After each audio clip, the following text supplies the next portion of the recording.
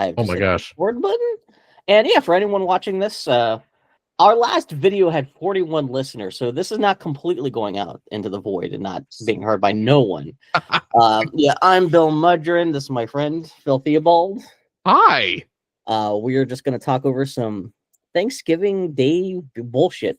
A couple weeks ago, we talked over some Halloween commercials, and we barely acknowledged what we were watching. We were just talking about Halloween stuff, and we're gonna do the same stuff with. I do have 45 minutes of the Macy's Thanksgiving Day Parade. Again, I'm not even quite sure if it's all from the same parade or if it's like a hodgepodge of different highlights from different years. And then I've got like 18 minutes of just random 80s Thanksgiving Day related commercials and interstitials and stuff. And we'll, depending on the time, we'll see if we get to both those things. But wonderful.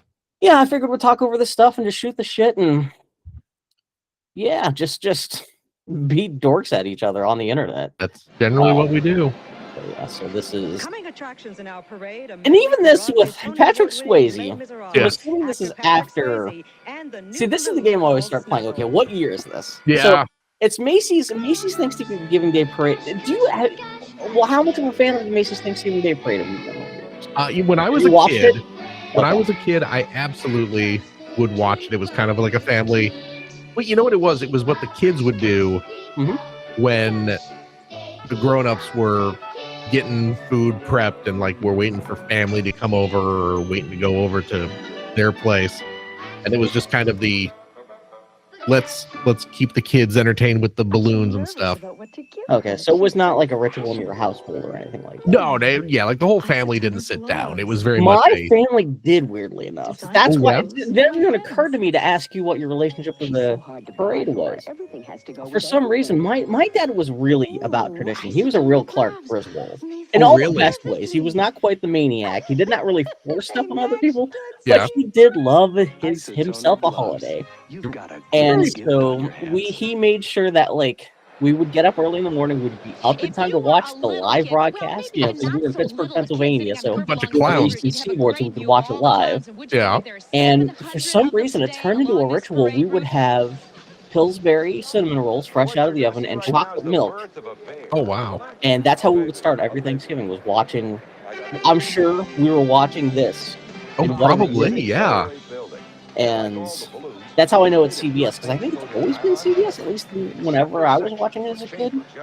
That sounds about right. Yeah, and I have opinions about various networks and stuff like that. This, in the last couple of years, as I'm falling into the pit of watching commercials, old retro commercials on YouTube, I've really found myself having very specific opinions about networks and the kinds of things they would have. And I always hated CBS because CBS, their actual programming was so boring and for old people. Yes. But they had the Thanksgiving Day Parade, and they had most of the holiday specials. Now wait a second. This is NBC though, right? Was that NBC? Well, because that was. Oh shit! Because that was Willard's. And yeah, there was Willard, and he had the little peacock on his mic. That might be. Is not a perfect world. Wait. That's why it's so refreshing when something really. And now we're into a James Bond Diet Coke ad. Tastes great straight. But it's Pierce Brosnan. Or on the rocks. Assuming this is the late '80s still. Yeah. When did Pierce Brosnan become James Bond? Soft drink. Oh gosh. That's GoldenEye, right? I think so. Wait, I gotta see. Look. Again, well, this brings into question: are we watching this all one continuous thing, or is this like a bunch of highlights from different? Yeah, that movies? is also true. Okay, I need to see. Okay, Pierce. I'm sorry, I totally. No, please look it up. Pierce Look up Pierce Brosnan. Brosnan. Right. My knowledge of James Bond is minimal at best. It's a commercial from 1987. Okay. It was the start of 1988. Oh no, it was 6 years before it became James Bond. So it's funny that like he already had enough of a James Bond persona. Wow. That's. Well, I think I remember hearing that Pierce Brosnan was offered the role, but then Timothy Dalton got it, because Timothy Dalton was like 1980s. It would have been just a year or two before this. Okay. So maybe Pierce Brosnan was already known enough to be kind of a James Bond guy. Because notice they didn't actually say anything James Bond. Oh, no. It was just alluding to. Anyway, Yeah. I totally got distracted by the fact that we saw Pierce Brosnan is the knockoff James Bond in a Coke commercial with the decade before I actually became James Bond. Years before. That's actually pretty great. That's fucked up. Yeah. But yeah, this might be. Oh my god. And you know what? Turn the volume down just a smidge because I'm having a little trouble hearing you over it. Is that Patrick Swayze? Why is he dressed like a cowboy? I don't know. Does it sound okay? Oh yeah. I'm sorry. I'm fascinated by this. Well, you know, from gymnastics and football and all other things, dancing gave me an X amount of flexibility, but I still look like the Hulk versus ballet, you know. Amen's Clifton Davis in Times Square. Fuck it. We don't need to hear anything more from him. Right, that's NBC. That was the NBC banner on the truck. Okay. Dirty Dancing. Is this a year before? Is this Dirty Dancing's 88, right? I think so, yeah. No, 1987. So this may be 19. Wait. Although, I don't know, this year it's either 87 or 88. But, yeah. But he wasn't really dressed up like to promote a specific film. He was just dressed like Black Bart with a horse. I love television. Television, that was such a, who's the guy from The Simpsons? Who was always in the random different movies? Troy McClure. Yeah, that was a very Troy McClure appearance from Patrick Swayze. Are you here to promote a new movie? No, I'm just dressed as a cowboy. I just like dressing a cowboy. Just to bring my horse to the parade. He wasn't meant to show up, and he was just riding through the park, and he's like, "Hey, what are you guys up to? Oh, you're well, howdy, partners. What's going on here? In Central Park. What are you guys? Oh, balloons? I'm just out for my traditional Thanksgiving horse ride. Oh, wow. Yeah, good luck with that, Atari. Eat my ass. Both have guns, but only Atari comes with the target game Bug Hunt. Oh, this is specifically a Atari is better than the NES commercial. I'm assuming this computer only lasted for like a year or two. I think Joshin had one of these. Oh, really? I remember seeing. I always thought the pastel balls on that thing was kind of weird. Channel 4 wishes you and your family Are you still talking about Joshin? Oh yeah, Joshin. Why? What? The pastel balls on him are weird? I don't... This is my Bill Streamer. No, there were pastel balls on the Atari Atari computer. I think Joshin had that. Yeah, I am really just streaming consciousness talking out loud. But yeah, Atari had pastel like little spheres on the thing, and I think Joshin once had said he had owned that computer. I see. So that's what Joshin's my housemate. So yes, he doesn't have some sort of particular medical condition that a creature named Joshin has pastel balls. What's that have to do with Dirty Dancing? Oh my god! But yeah, you're right. This is NBC. Yeah, that's. That was always CBS. Oh my gosh. Oh, that's. If this is Willard Scott, did Willard Scott also? He played the very first Ronald McDonald, I believe. He was, yes. Yeah. Back when Ronald was kind of like. Back like in the 50s or 60s. Super creepy looking, yeah. Yeah, back. It's funny too because if you look it up, it's not like the Ronald McDonald we know. It's. I think that's back when he had like a French fry hat and shit like that. Yeah. It was more like very experimental. It was more like they saw Bozo, and they were like, speaking of we were talking about Bozo at the time. So. Fake ass Marty McFly. I don't know why we're talking about this. What the hell? That has nothing to do with Thanksgiving. But yeah, my family. But yeah, we always. Yeah, so I would have been sitting drinking chocolate milk while watching this. That's what though. That's super great though. Yeah, my dad when the parade was over, that was always the sign. My dad had to get up and start getting the turkey ready because he loved to grill a turkey. Okay. And that took all day because like the grill's not quite as hot as an oven, and that was a whole thing. And yeah, we No. I think it might be. Is it? Oh, it is Ben Vereen. Okay. Yeah. I don't want to be all like, oh, good lord. They are still doing goddamn Howdy Doody. They are dragging Howdy Doody out. I mean, to be fair, it's late 80s, and Howdy Doody would have only been 30 years old. Yeah, that would be like if they had Terminator 2, Arnold. Come on. Yeah. To us right now. Like, yeah. Actually, that would be 1995. That'd be like if they were still making Toy Story movies. Yeah, it would be exactly like if Toy Story showed up at the Thanksgiving parade this year. Yeah. Oh, and I don't even care about Toy Story, but that's funny how so AT&T, the right choice. That means a Woody is now kind of as old as a character in real life as he was in Toy Story, the first movie, where he's like this ancient relic from the from 30 years earlier in oh my god. Buzz Lightyear is now the Woody. Yeah, he is the Woody. Yeah. There's a new Toy Story coming out next year. Well, no, it's an iPad. The villain is supposed to be an iPad, which that's kind of funny. I guess that is kind of the same. That is actually not a bad idea for a Toy Story movie. Yeah. Yeah, I could see that's actually a good justification. Oh my goodness. Wow. And again, us barely talking about the commercials. Yeah, exactly. Just like, this is the American Heart Association. Who wouldn't want to? So, what's your opinion about turkey and Thanksgiving food? Like, what would your family? Would you go over to other people's, like other family members' houses and stuff like that? We would usually. Thanksgiving was usually at Grandma's house, and see, we never had to do that. We just had it all.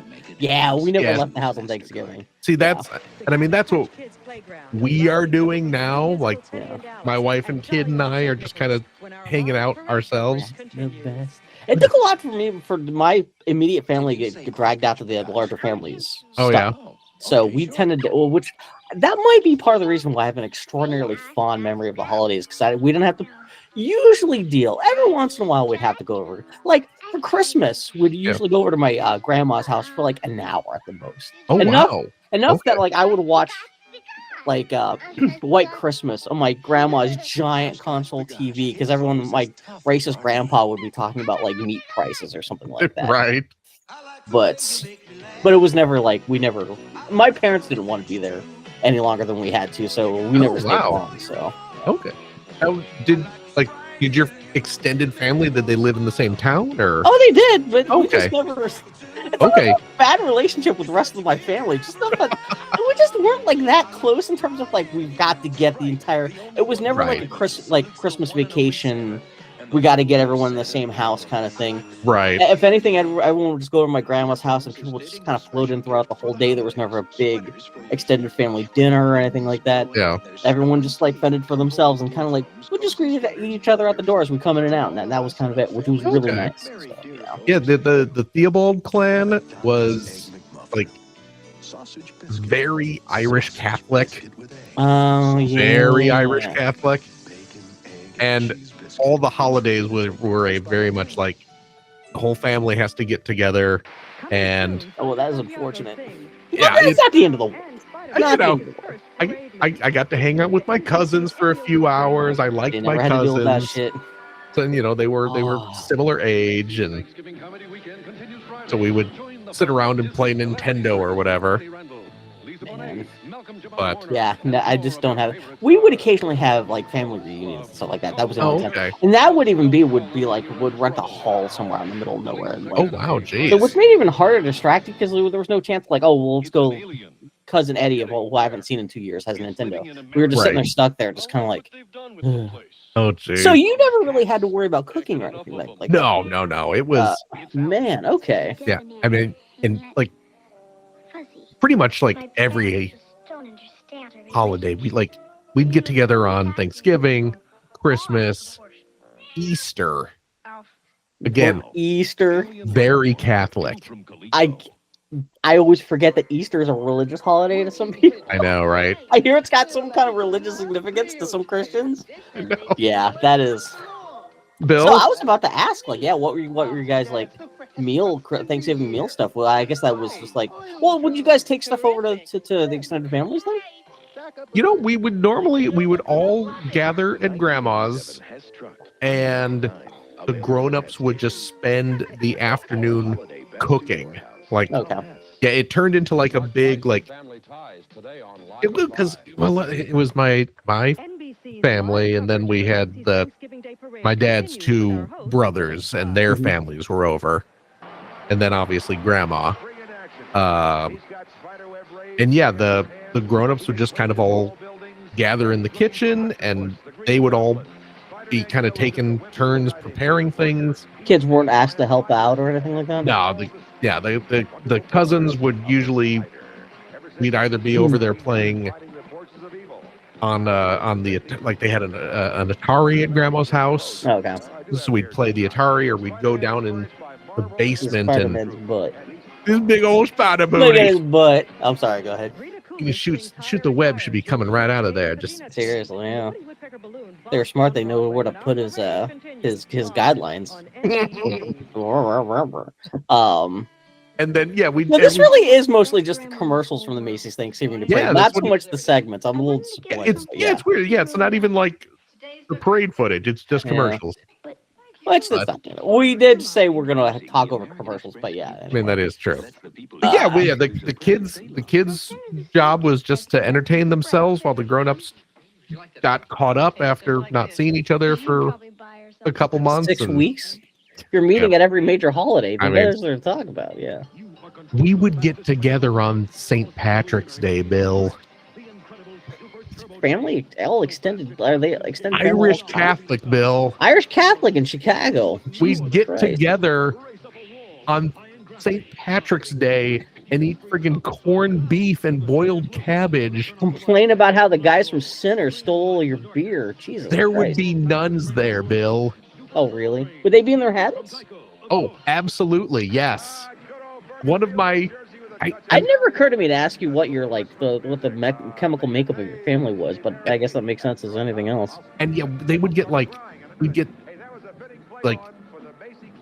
relatives from the other side of the spouse's family, so it wouldn't just be like the Theobalds, it would be like Mr. Belvedere, he sat on his balls. The damage that one man has done to that man's lasting legacy. Belvedere. One asshole with a guitar. Is that a song that Adam Sandler wrote about his balls, or was that just part of a stand-up routine? I think Talking about that Mr. Belvedere sat on his balls. What is going on here? You know, why is Mr. Belvedere on like the 1776 boat?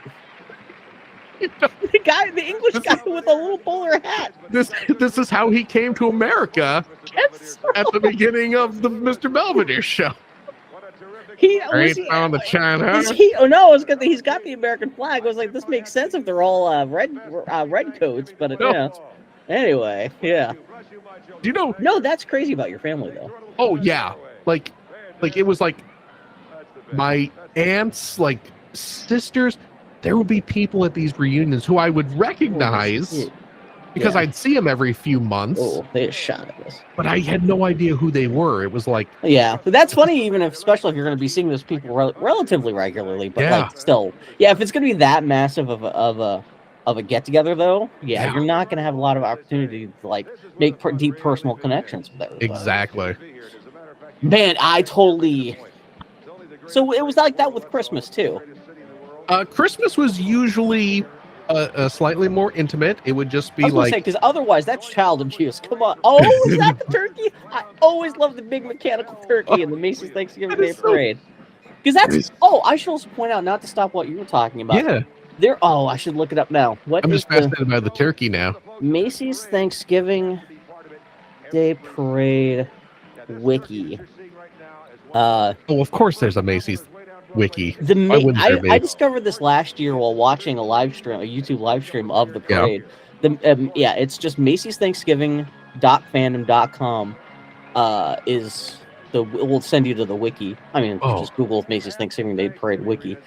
It is a surprisingly robust and well researched wiki about. It's very classic. Fandom has a shitload of wikis. There's a wiki for fucking everything, and half of them are just empty, just wastelands of nothing. Well, that's the thing. Yeah, I hear about fandom wikis, and I just kind of assume it's going to be garbage. Macy's Thanksgiving wiki should be hosted on the Macy's site because it's that classy, that well informed. They have I'm going there now. Articles about every balloon, every instance, like Snoopy. Like here's like the 15 different balloons. Here's photographs from every year he showed up. Like it's just all just very nicely designed and very informative and well written. It feels like something someone got paid to put it, and it was a real blast just to flip through that thing. And last year when they had like Dragon Ball Z show up in the parade. Oh yeah, and everyone was like, everyone was clutching the pearls about, oh my god, they got anime in my Macy's Thanksgiving parade. I was like, they got fucking Garfield in there forever. Who gives a shit? Seriously, I'm seeing. This year, according to the page, we're getting. I never even looked at this year. They got the K-pop Demon Hunter stuff in there. Oh, really? They got the tiger and the bird. Oh, as balloons? As balloons. Oh my god! there's Again, everyone associated with K-pop demon hunters. Yeah. Their tits have been in the fire since August, because obviously none of this stuff would have been planned. I know. Ahead of time. Holy Yeah. shit! How? I mean, I guess we have at least a slight estimate of how quickly you can get a Macy's balloon together. You can go from 0 to 60 in less than 6 months in terms of like, yeah. Because you are right, they absolutely did not have this planned back in January. Next August, you can sit back and think, okay, I have at least until the end of this month to do something extraordinary enough to justify them making a Macy's Thanksgiving Day parade balloon for myself by the end of the year. That's crazy. Oh god. Macy's Thanksgiving Day at K-pop. I'm very curious to see how bigger K-pop. I just type. Let's go. Next to the Oak Ridge Boys, Hear My Heartbeat, and the Oh my god! live coverage of the parade continues. Are you looking at him? It is. Yeah, I'm looking at the bird, and the bird's kind of done up like he's like he's got his hat is a little bit like a pilgrim's hat, which makes sense because that's kind of what it looks like in the movie. Yeah, I know it's like Korean demon hat. Oh yeah. But he's sitting on a little cornucopia. Yeah, it's that cute. is a weird mix of meat eats West. West meets East. Wow, that's gonna be the most popular balloon, and that's that is fucking crazy. I had no idea. I'm trying to think. Yeah, and I think everyone was like being all like, "Oh my god, the Vapors about Dragon Ball." I can't remember the character's name. I just remember. You know what? The other nice Son thing Goku, too is, Bill. Son Goku. Yeah. Yes. Or just Goku. Yeah. Is he named? Is it technically like Son Goku? Yeah, that's like his. I know the name. character's based off of Sungwon. Yeah. I don't remember the whole character's full name from. It's all like Journey to the West. Yeah. Yeah. And that's also Sun from Marvel vs. Capcom 2, right? Oh yeah, that's the right. monkey girl. Yeah. Yep. And anytime I see a monkey with a stick, I'm always like, oh, that's Marvel vs. Capcom. Yeah. That's also Dragon Ball. The fuck was that?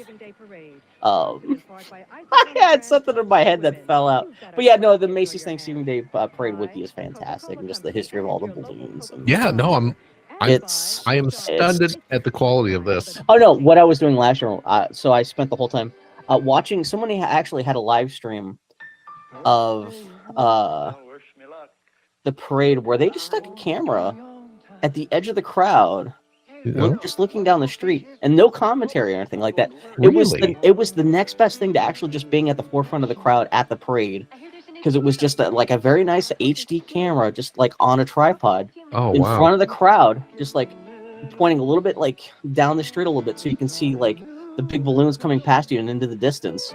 And it was just kind of cool for like 3 hours, just seeing without commentary, just like as you would see that stuff, as if you're in the crowd, just like without not constantly cutting back to like, Willard Scott and all this kind of stuff. So that was kind of cool, but it was kind of boring because most of it, you're looking at nothing. That, though, that kind of thing is exactly what VR should have been used for. Is stuff Capturing like that. Experiences, and especially that would be fantastic because you could look up the balloons going overhead and stuff like that. Yeah. Anything, any kind of holodeck, kind of recreation, fictional, historical, or just cool spectacle in real life. Yeah. You don't even don't even get me started. Oh man. You don't even have to make it so you can move around. Just flop. Yeah. VR capable camera. It doesn't have to be a 360 thing, just like 180 degree look, so I can look up and see above me. That's just all you need. It doesn't have to be stereoscopic necessarily, but just give me the ability just to look around. Yeah. I mean, stereoscopic would help in that. Oh my god. Willard Scott and a 6 foot tall Cabbage Patch Kid. Oh my god. I'm kind of surprised they're still pushing Cabbage Patch Dolls, because this would be 87, 88. Yeah. And that's a little late for Cabbage Patch Dolls. In fact, actually, I'm almost kind of surprised it's in the Garbage Pail Kid. Because what was that movie? Let's see. The Garbage Pail Kid movie? Yeah, because that was not the 90s. That was like not... No. 1987. Yes, it should be the Garbage Pail Kids. Oh, God, yeah, it's not Juicy Lucy or the Crocodile Kid eating toes or whatever the fuck that shit's about. I got to see that in a theater, Bill. Oh my god, why? Not? I saw Don't Tell Mom the Babysitter's Dead and Cool World in theaters. I saw Hudson Hawk in theaters. You could not. I still did not go see Garbage Pail Kids in the movie theaters. How was it? What? Well, okay. First of all, I just need to point out that not like 3 hours ago, I was having a discussion with my buddy Justin from work about seeing Cool World in the movie theater. So the fact that came up, that's what you're never gonna hear that twice in two. Yeah, this is the one day in your life you're gonna have two separate people talking about Cool World in the theater. Yeah, so I don't like that at all. Well, there were multiple suicides that weekend in the theater because Cool World was that bad. So not a lot of people like to talk about that. I did see Cool World in the theater, and it is not a good movie. That movie's. I still angry about Ralph Bakshi every time I hear the motherfuckers down like you owe me. I didn't even pay $5. I went to like the cheap. I paid like $2. And I still want my $2. Oh man, I think I paid full price for that. Oh, that's still the first thing I really noticed Brad Pitt in. So even to this day, when I see Brad Pitt, I'm still like, Brad Pitt, you also owe me like a quarter. Oh god. Oh. But at least what's his face? Who's the cool Irish actor who was in that movie? He plays the card. He's like the straight man in that movie. Yeah. He's the guy who creates the world. I did like that actor. He was cool, but like I forget his name. Oh, I forget who that was. Betty Boop. Bobby Vin. Is he the Don't Worry Be Happy guy? No, that's Bobby McFerrin. Bobby McFerrin. That's one thing. Yes. Yeah. Not that we'll see. We're not seeing any segments. It's just no. But I didn't actually see the Garbage Pail Kid movie when it originally ran. Oh, okay. But I did see it. You saw it on like an Oscar voting like events in LA, right? At that year's Oscars. Yes. Yeah. With the Academy, I was the Academy. You're there with all those. Yeah, with Ridley Scott sitting next to you and David Lynch on the other side. Yeah. After we all got moved out to San Francisco, when Ziff Davis moved us all from Chicago to San Francisco. Especially the Bay Area. I could see that being good. There was in San Francisco, there was this dude who would host these weekly midnight movie showings, and it was always like cult movies or just trash type stuff. And so we would occasionally go to those. The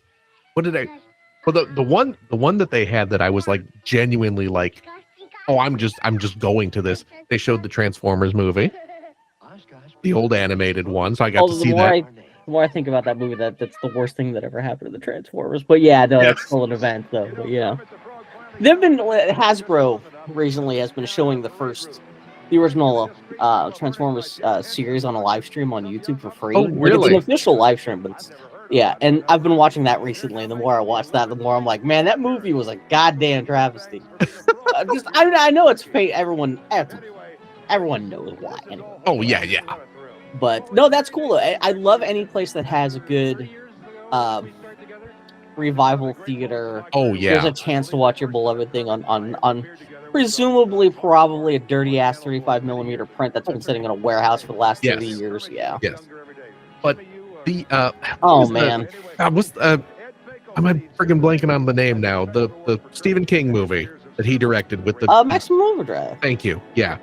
We got to see that on the big screen. Oh, wow. Yes. Yeah, you get to see the big screen debut of Lisa Simpson. Oh God, that's right. She is in that. She's one of the, and she's just. That would have been like just a year or two before The Simpsons started that's too. And she just hilarious. Yeah. And that machine called me an asshole. Wasn't Stephen King like the team yelled at him? Like it was him doing a cocaine-fueled cameo. God, yeah.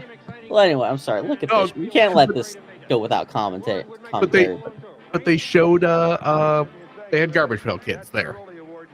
They showed the Garbage Pail Kid movie one night, so it was like, well, we gotta go see that. Yeah, legally obligated. The dude who ran it, he was actually like super involved in this. He had because this was all movies that he personally owned. Like he was a film collector. Like he owns the reels. Like Oh yeah, he was a schlock film. There's collector. something like that in Portland. There's a place called the Hollywood Theater where supposedly like it has a huge basement full of kung fu movies that are owned by like, the guy who runs the place.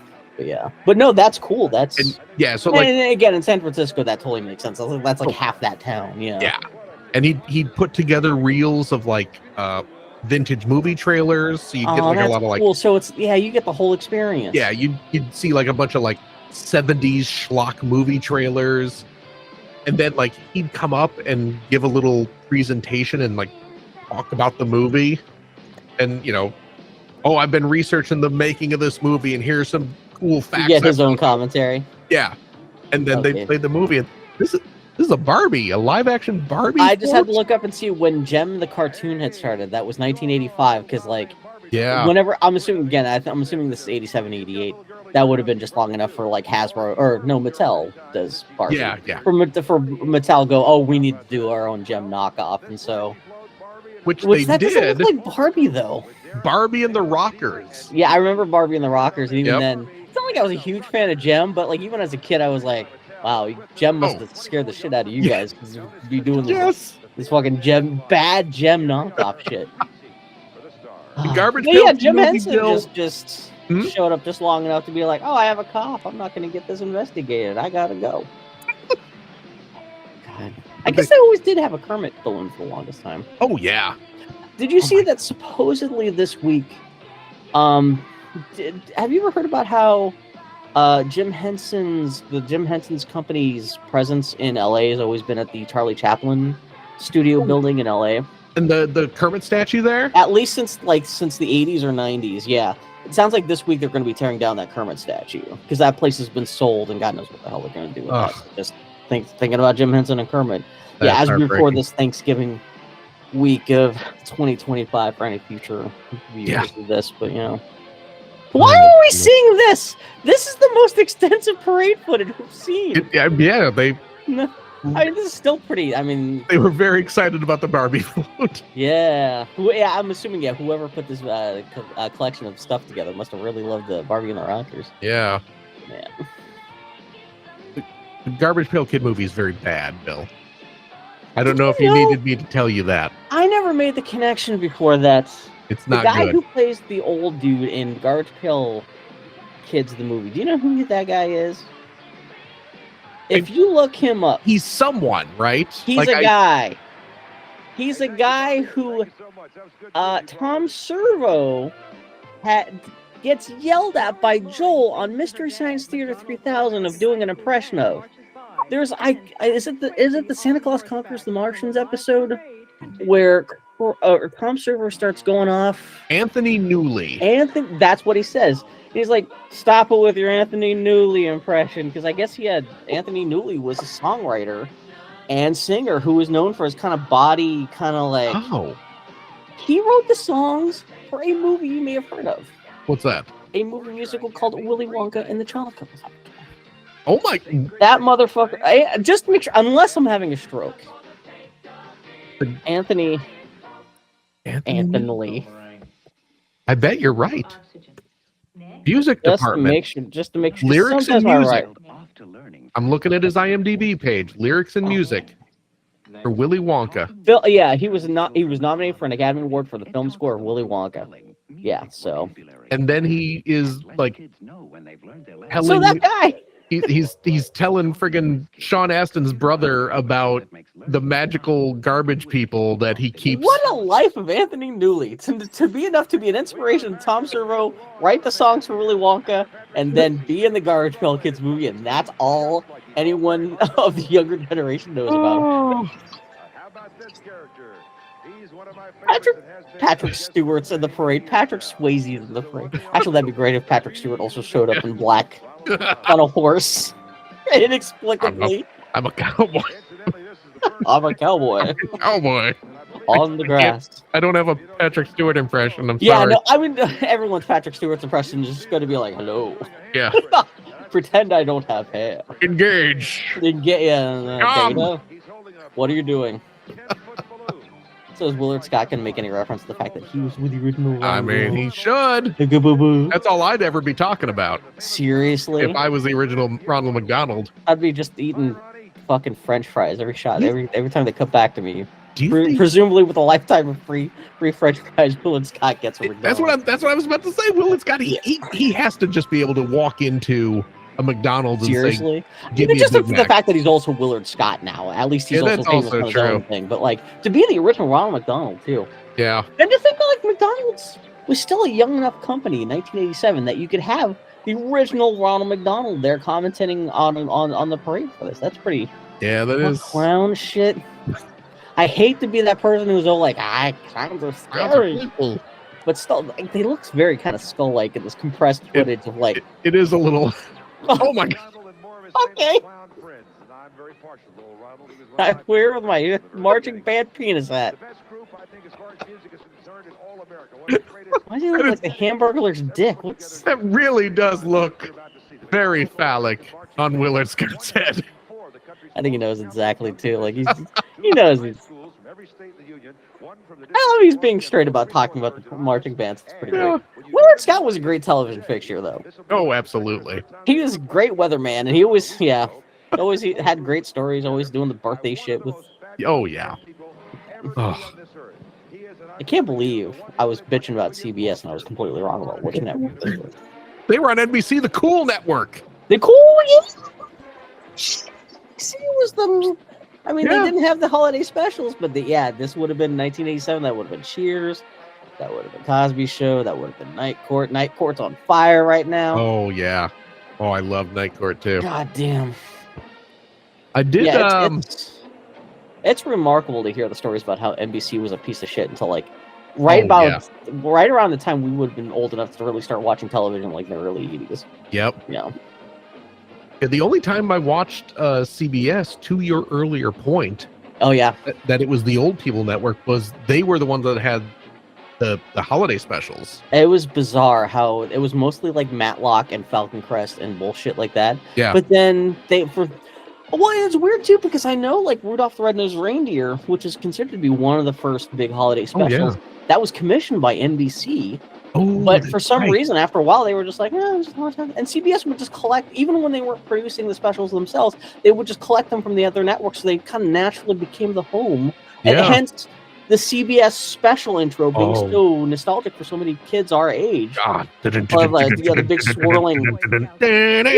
Yeah. Which I guess is a piece of music from Hawaii Five-0. Yeah, I found that out recently. Research on that, yeah. Yeah, if you listen to the original clip, it's weird to be hearing like this crazy like background music. It's the music from the CBS specials intro. Yes. And Unsolved Mysteries. Yeah. One of my favorite things is if like you fire up like Pluto TV or Tubi, they'll have a Unsolved Mystery channel. You can watch the wall-to-wall Unsolved Mysteries. But with the now that it's 30 years later and you have the access to the internet, you can just watch every episode and see, okay, did they ever solve this mystery or what happened here? Oh yeah, that's true. It actually adds an extra dimension of fun to watching Unsolved Mysteries with the access to the modern day internet. And also it's a little bit scary when you see how many of those mysteries weren't actually solved and you're like, okay, that's kind of fucked up. I wonder what happened there. Yeah, no, that I don't know. I mean, Unsolved Mysteries was spooky enough as a kid anyway. It was just even that super weird outro music. Oh yeah. Even as like a teenager. These Cabbage Patch Kid dolls. Dolls. I'm from Chicago. Every now and again. I'm from Pittsburgh, close enough to the Midwest. I don't think I would even notice you said anything weird. Those Cabbage Patch dolls over there. Dolls. Every now and again, it really slips out. But I believe those talking Cabbage Patch Kid dolls. Did you see like how they would like their mouths would move when they talk? Let's see if I can kick this back in just a second. Their mouths were like kind of. There you go. Oh yeah, they're kind of like they're kind of bob up and down. They're a little articulated. No. I think if it was these, or did they have ones that specifically like ate food?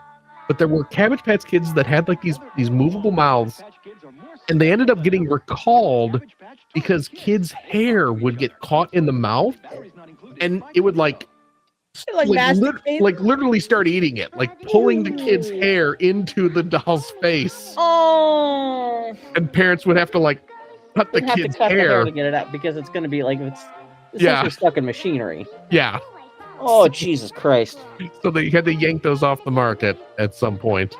I've been watching the new Defunctland video about the history of animatronic stuff at Disney. I need to start watching that. And there's a part where they talk about like they invented a Mickey Mouse walk around character suit that people could wear with like an animated face where Mickey Mouse, his mouth moves up and down as his mouth opens and closes as it talks.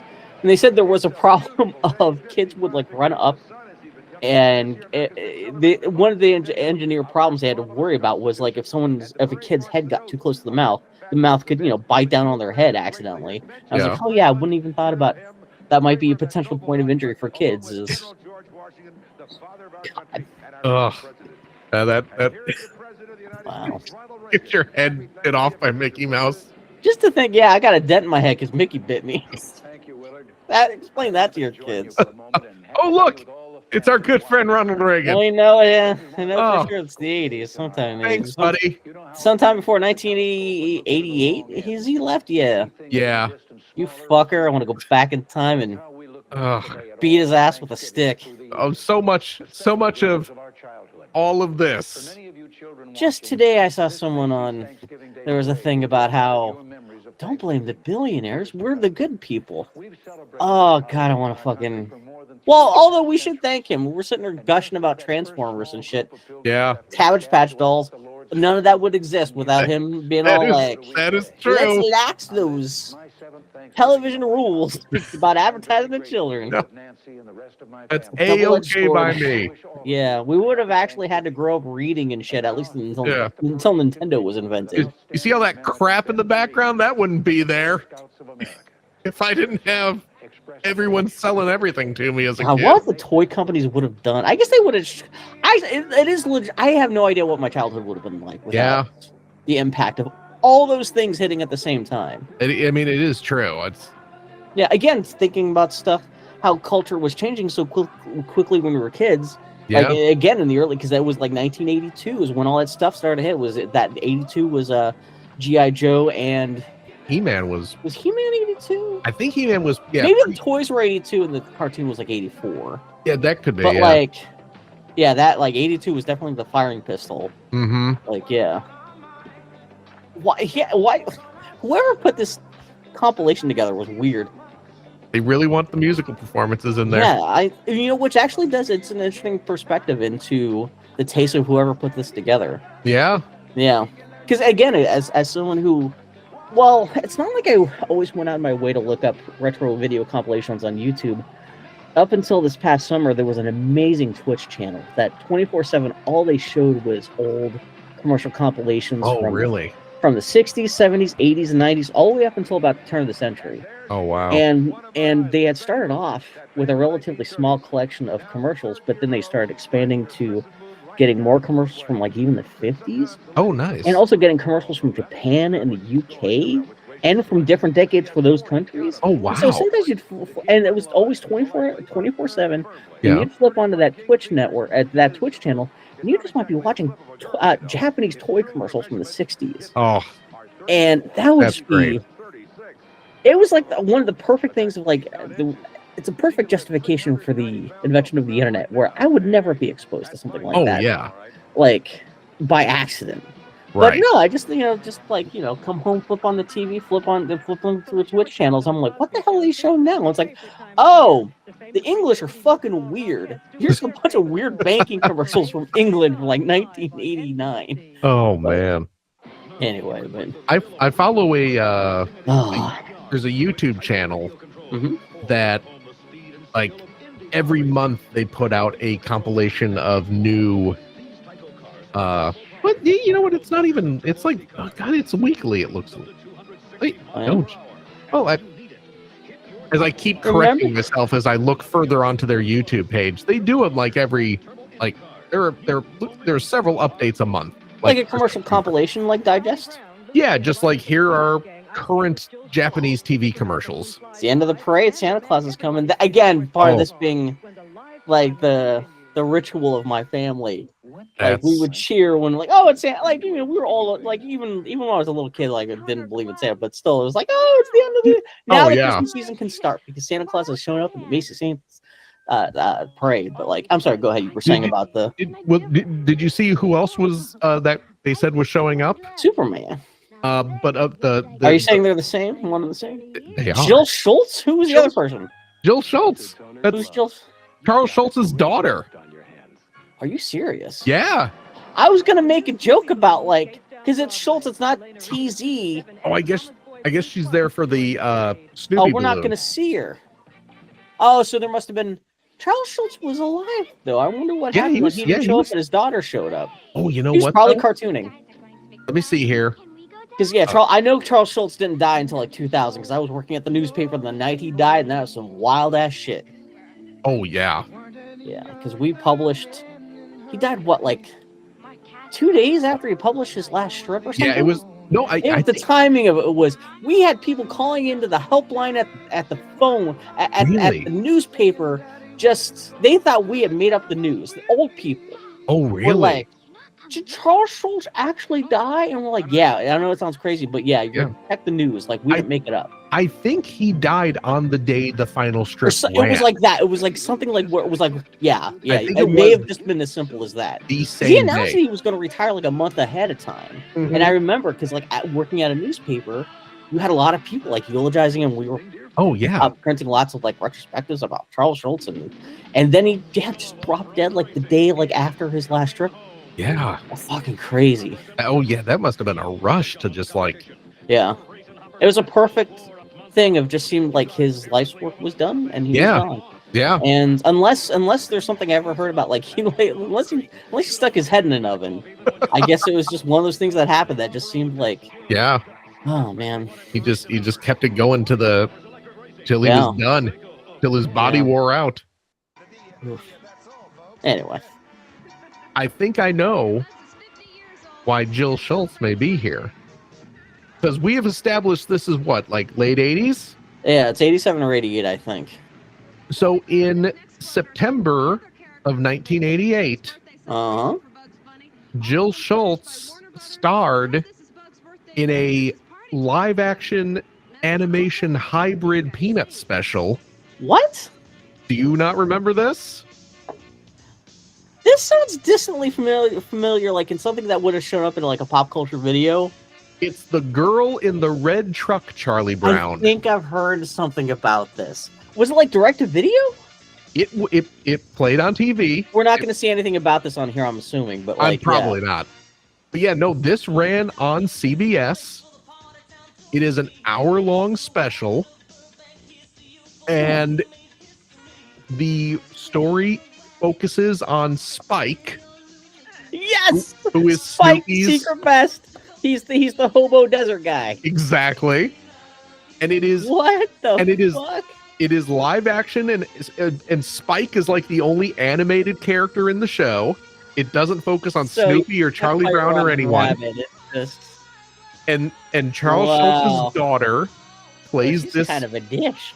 Plays this like country fried girl in a small town. She's like the poor man's equivalent of the daughter from Last Action Hero. If that doesn't make any sense to anybody but me, but like the way she's even dressed is like she's in jeans, what big white puffy sneakers, and a pink tank top, and she's just hanging out with the girl in the red truck, Charlie Brown.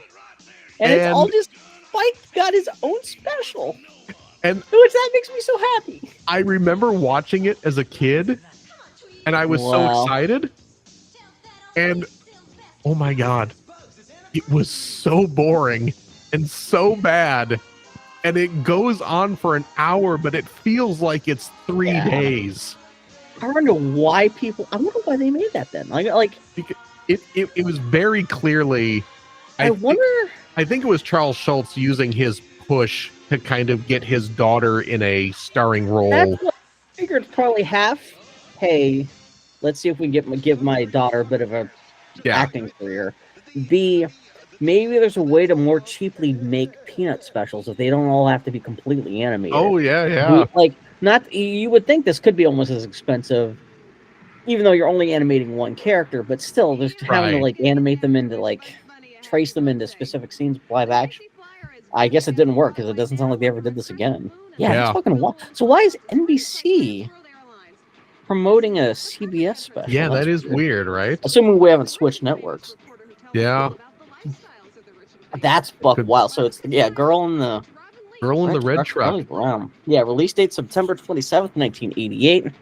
There was a big part of the plot like that involves like her getting into a fight with her boyfriend or something. So, this brings up Googling with the girl in the red truck, Charlie Brown brings the entry up for this on on the Peanuts fandom wiki. Ah, Again, more of your typical normal wiki that's kind of like cobbled together. yeah. But according to the wiki, it was preceded by Snoopy the Musical and followed by Why, Charlie Brown, Why? Oh no. What is that about? Oh no. Oh. That's the one about the girl who has cancer. It's darkly themed special. Yeah, she's got leukemia. Yeah. And I think Linus falls in love with her. Yeah, no, I had no idea there was. But she's also dying. Linus feeling seeing Janice's forehead. Does she die? That's what I was just. I don't remember. Okay, her long blonde hair has grown back, marking the end of her chemotherapy. Okay. Okay, good. I was like, how far are they going to go with that? So it does have a happy ending. That is good. The book adaptation of this is entirely illustrated by Charles Schultz himself, something he had not done for animation adaptations since Charlie Brown's All-Stars. Oh, wow. That's pretty cool. That is. Why? Especially, it's kind of funny because today people have been posting Charlie Brown headlines, titles, and Why Charlie Brown, Why sounds like that would have been like, that is fucking, I love again, has nothing to do. Now they're showing old McDonald's commercials from like 19. What? Wait, I'm sorry. I have to. What the hell read? Apologies to the people watching at home. I'm especially sucker for any retro stuff like this. Oh yeah. Is Willard Scott gonna jump out of like the frying machine? Wow. I want to make a joke about the future mayor of Back to the Future, Hill Valley. I'm gonna be mayor.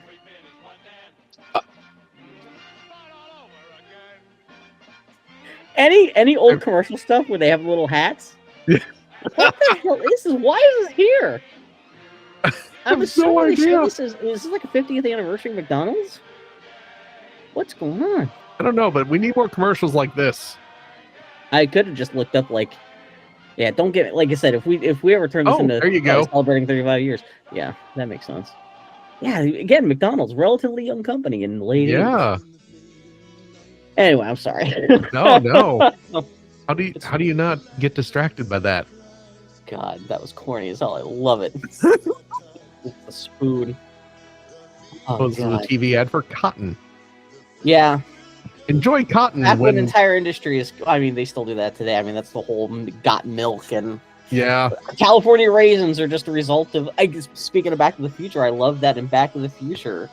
At the very end of the movie, when Marty comes back to 1985, one of the first things he sees is Red the hobo sleeping on a bench in the main town square. The advertisement on the back of the bench that he's sleeping on is California raisins, and that got me looking up. Like, 1985 California raisins, was that right before they started doing the claymation and Will Vinton stuff? And like, yeah, no, that was like right around the time, like right before, like that ad on the back of that bench is what California raisins were like being advertised before they came up with the master stroke of like, let's have dancing raisins dancing to Heard Through the Grapevine. And I just first appearance of the California raisins, June of 1986. So that would have been a year after later. So if you're just, I don't know why you would go out of your way to like watch Back to the Future to see what the old California Raisins logo looked like. But then when it's a lobbying organization, essentially buys commercial time. This is actually very helpful. I've been working on some Back to the Future fan fiction that is set right after Back to the Future 3. So I'm going to toss in a reference where Marty mentions like, oh, I just saw that new California Raisins ad. I don't know if you're kidding or not. With the people I know, that could be totally. There's a lady I follow who on Blue Sky. Love her to death. She was talking about the death of this female named thing. How this thing died 5 years ago and how her life was irrevocably changed. Yeah. And I swear to God, I thought she was talking about a child. Oh. It's a fucking bug. She like collects like praying mantises. Oh, really? And it's like a praying mantis that died 5 years ago. Oh my gosh. Like, for a moment, I was like, oh my God. Oh my God. I feel so bad. I had no idea this woman had this kind of like history. And I'm like, oh Jesus. So I don't sometimes the people I when you're friends with nerds, sometimes you could be the biggest Back to the Future /fic writer on AO3, and this is your way of coming out right now. I would never know. And then Doc and Clara on the time machine did something. I don't know. Turns out their son really had to pee, and that's why he was pointing at his penis. All the members of Griff's gang travel back to 1985 and meet Biff's crew. Now it sounds like you're describing the video games, and the Telltale games. Positively filthy. It turns into Griff gang bangalang. Just God. Griff pulls out his expendable bats. Someone's gotta have some kind of like all the Griffs and Biffs and Griffs and Chips just running a train on each other, just like a Ouroboros of Griff ancestors just banging each other after they get their hands on the time machine. Maybe that's when Griff is when old Biff in 2015 when he's bringing the DeLorean back. Why he brings the DeLorean back and parks it right where he picked it up from, who knows? But he's acting weird. That's because he's just been fucked to death by Buford Tannen, by all the Biff ancestors from the cartoon. Doc gets back in the DeLorean. He's like egg sucking gutter trash. Exactly. Why is there cowboys? Why is there a big spot of cowboy semen in the driver's seat of the DeLorean? Why Doc would know it's cowboy semen. What happened here? For the record, though, I have not written any Back to the Future fan fiction. Oh my god, the fucking erotic or otherwise. Part of the thing that inspired me to start talking over commercials. There's a guy who talks over commercials who I hate watching because I hate myself. He keeps on talking about how he met the lady from Back to the Future 1, Marty's original girlfriend. And every time anything Back to the Future comes up, he keeps on talking about how she was totally had the hots for him.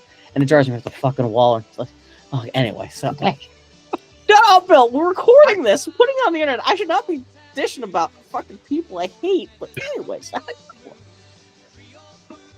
I don't care. I have not seen. Nothing that Bill Mudrin says is endorsed by Phil Lord, Philbert Theobald, Reginald Johnson. I'm adding that legal tender to this podcast stream, or the Pokemon Company, or Nintendo. Very considerate. I'm just here trying to listen to the Nitty Gritty Dirt Band. Again, whoever put this together, all they care is about the musical. This is fucking. It's almost the point I almost want to skip to the. Oh, you also have a thing to attend to a little bit in a couple minutes. Oh yeah, then I can. Just heads up, Phil might end up disappearing for a couple minutes. But, yeah, give me a couple minutes. Or we could end this at the same time. I am way down with. Oh my god, Gavin, as long as you want to. Those are cool dresses. I'm gonna say this, and there's no way for me to say this. That's not gonna sound being racial. Creepy as hell. Yeah. That looks delicious. No, it looks like they look like floating dabs of like pastel cake frosting. That's exactly it. Rainbow. I feel like I'm at the cheap bakery at the store, and I'm looking at like the Easter cakes or something like that. Yeah. If I'm getting a cookie, it's going to be a cookie that is covered in those little dabs of frosting. Ooh. Right? I found some really good moist chocolate chip cookies that they sell by the truckload at Walmart recently. Oh, really? Oh, man. At least my local Walmart. I don't know if it's the thing they have in Walmart. Where do you get your groceries from? Real quick, I will answer this question, Bill. Alf talking about Garfield. But I think Alf talking about Garfield is probably about as 80s as you can get. That is middle school to me right there. I feel like I should have my Trapper Keeper in my hand while I'm watching Alf talk about Garfield. And let's get that nice undershot of Garfield. Okay. Need to see his undercarriage. Man, I had to draw Garfield so many goddamn times for kids back in the middle school. Same here. I like Garfield just fine. Yeah. I just made this mistake of letting people know I could draw Garfield. Yeah. And see, I think no matter how well you could draw, people wanted Garfield. It was weird. Oh yeah, I was back in the day. You, of course, an exceptional artist, a professional artist. I can guarantee you, my Garfields are no better than your Garfields. Well, that's the thing, but like, Yeah. you took your drawing of Garfield and expanded it into this incredible talent and career. I can still draw Garfield perfectly. That should be your Christmas gift to everybody this year. But that is the limit of my. Oh, well, you live on the West Coast now. Do you ever have to fly back for holiday stuff? Speaking of which, You know what? A couple of years ago, because we would make an effort to go back to Chicago. Yeah, I guess that depends on whether or not like both your parents are still alive or anything. Yeah, which kind of stuff. Yeah. I mean, well, not anymore. But my parents murdered suicide last Thanksgiving, so that's why I wanted to have someone to talk to this holiday. Yeah, that's what happens. Its strength is legendary. The butterball turkey didn't turn out that well. We just couldn't take it. There's no real strife in the family. My parents are just really. The turkey doesn't turn out right, so it's not worth even living anymore. All it takes is just one inconvenience. I'm sorry. Go ahead. I asked you a question. We would go back either for Thanksgiving or for Christmas, but a couple of years ago, Chicago in the winter time. That is an ask. Sucks to travel to, and it's super inconvenient because you gotta like pack these giant bulky coats that we aren't gonna wear here, and I didn't think about that yet. You're actually so it's a pain because you're hauling a family. And you have to get dressed for Hoth. Yeah, but because you may not even have the coats you need giant anymore. That is also yeah, and you got the coats and hats. You should just rent coats at O'Hare. They were smart. It's actually not a terrible idea. I mean, that is a bad idea but it's not the worst idea though. No, Kelly Savalas. This is 80s shit. Oh, absolutely. Anyway, go ahead. A couple years ago, I got sick enough about it where I was kind of putting my foot down, and I was like, "We're not doing this anymore." And actually, my mom, she was a proud supporter. She was just like, "Yeah, you guys don't need to." Okay. Come back and visit us in the spring or in the summer. That's fine. But don't worry about the holidays. Yeah, she was like, you guys should just stay home and have a family Christmas, and it'll be nice, and you can just all be together, and then we can all. You can have a more relaxed time and just you could actually enjoy each other's company a bit more and everything. Exactly. It's funny because I just did talk about my parents' murder suiciding, but for reals, it just occurred to me that the chillest travel day I've ever had was my. Oh man, I didn't even thought about this in a decade.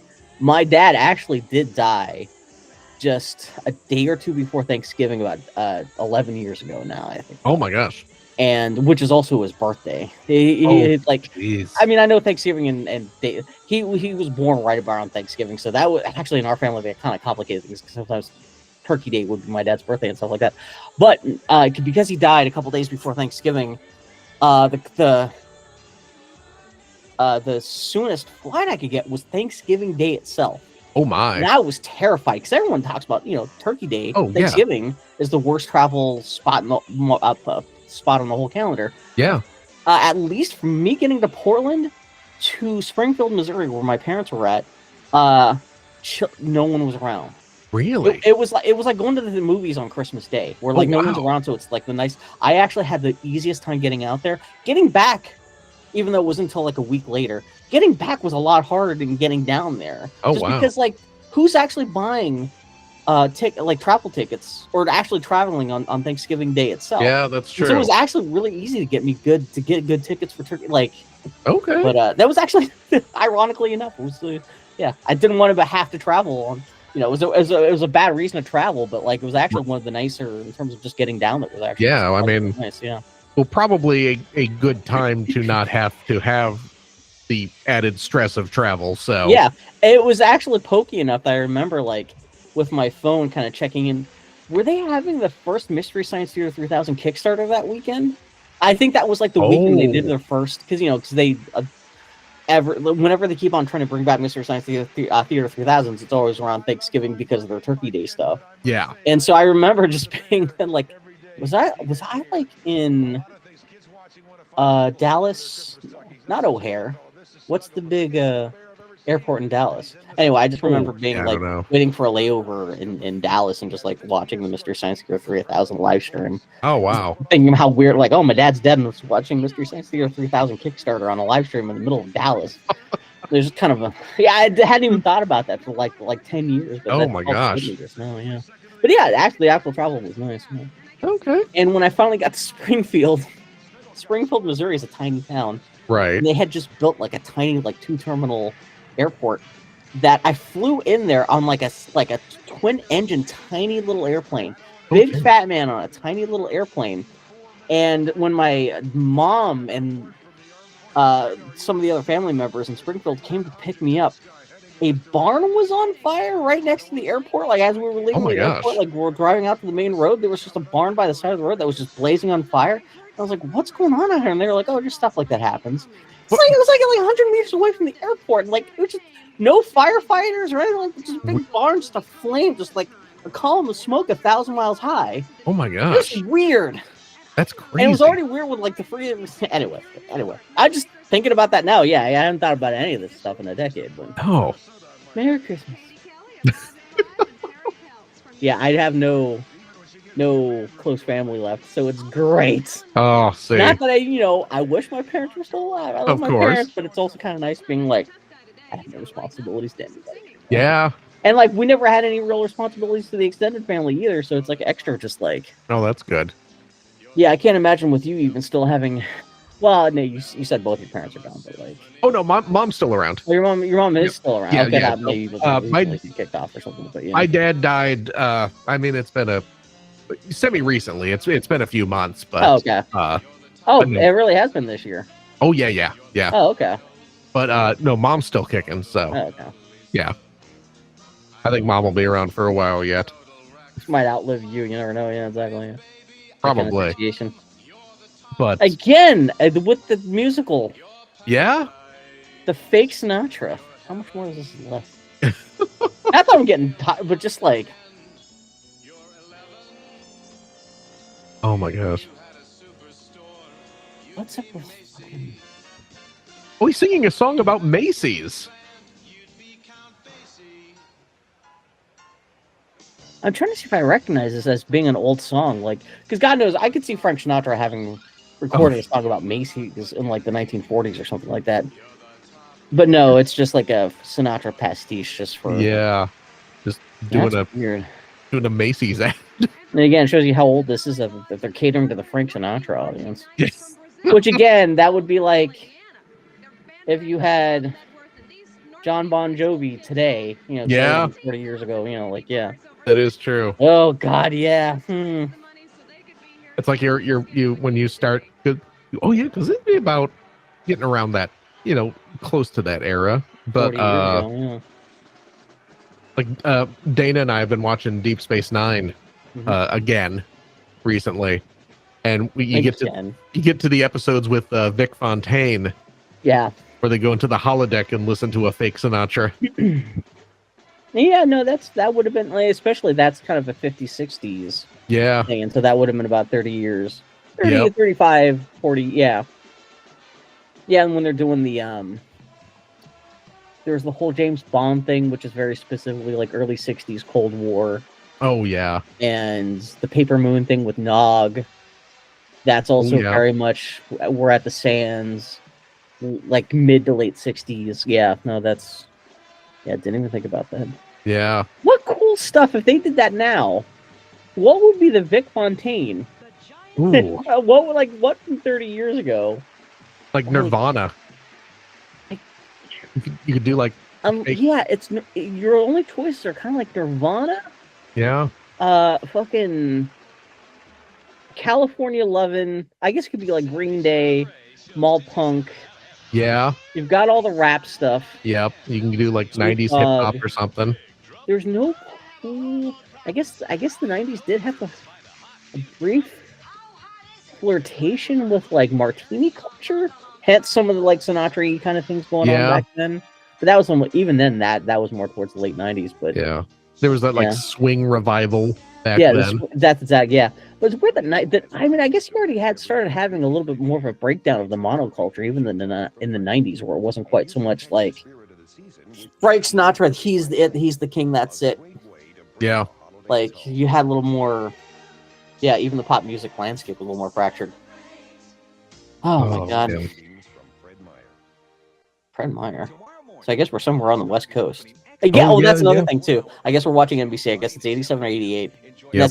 So whenever I'm watching a commercial compilation, it's always like, okay, is this from a single year, single station? If so, what station, what region of the country, yeah, what year, what decade, what time of year? Yeah. And so Fred Meyer, I'm assuming Fred Meyer's. Yeah, got to be a West Coast thing.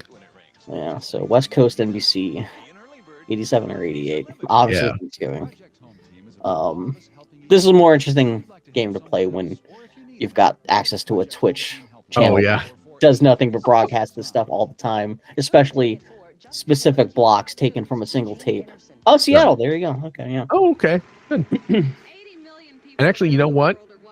I'm going to put you on hold for a minute. Yeah, go crazy. Because I'm going to get the kid. Oh, I'm going to start into bed. Yeah. What's that? I'm going to start freestyling, so go ahead. Oh, please do. I will be back. Give me a couple minutes. That's a good time. I could easily just talk by myself. You should. Absolutely. Wait, otherwise you're not going to go if I don't shut up for a moment. I'll be right back. Okay. Love you. Okay. Phil's gone. Thank Christ. Oh, now I can start masturbating to the Rockettes. There is a thing. Do they always have the Rockettes? Because a couple years ago, I tuned into a lot. Well, that's the thing. I live in Portland, so which is West Coast, which means that we don't get to watch the Macy's Thanksgiving Day Parade live or anything East Coast related live.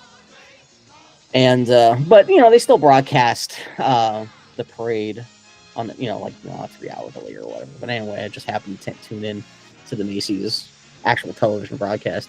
Just as they had the Rockettes dressed as like sexy reindeer. And it was actually really coolly, nicely designed outfits. But I remember going like, yeah, totally. It was the "this had better not awaken me" community meme for a moment though. But yeah, I guess you got to have something for the daddies in the audience.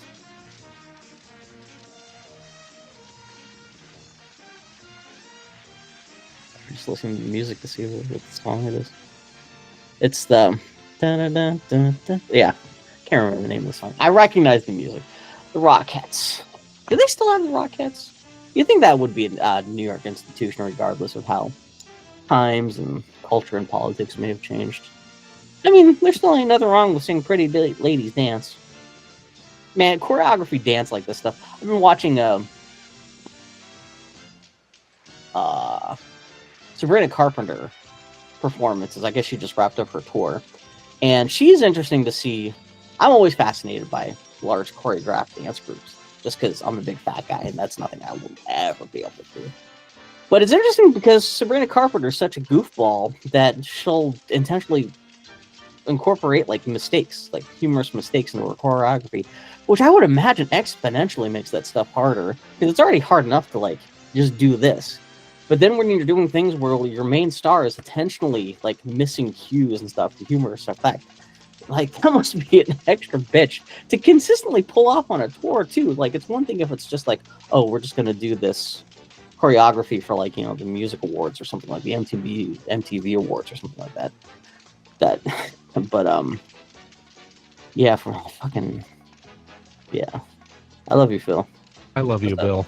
I was just talking about how I can never fathom being a choreographed dancer. Oh, jeez. And specifically, I was gushing about Sabrina Carpenter on her tour. She'll incorporate like intentional accidents for humorous Oh, really?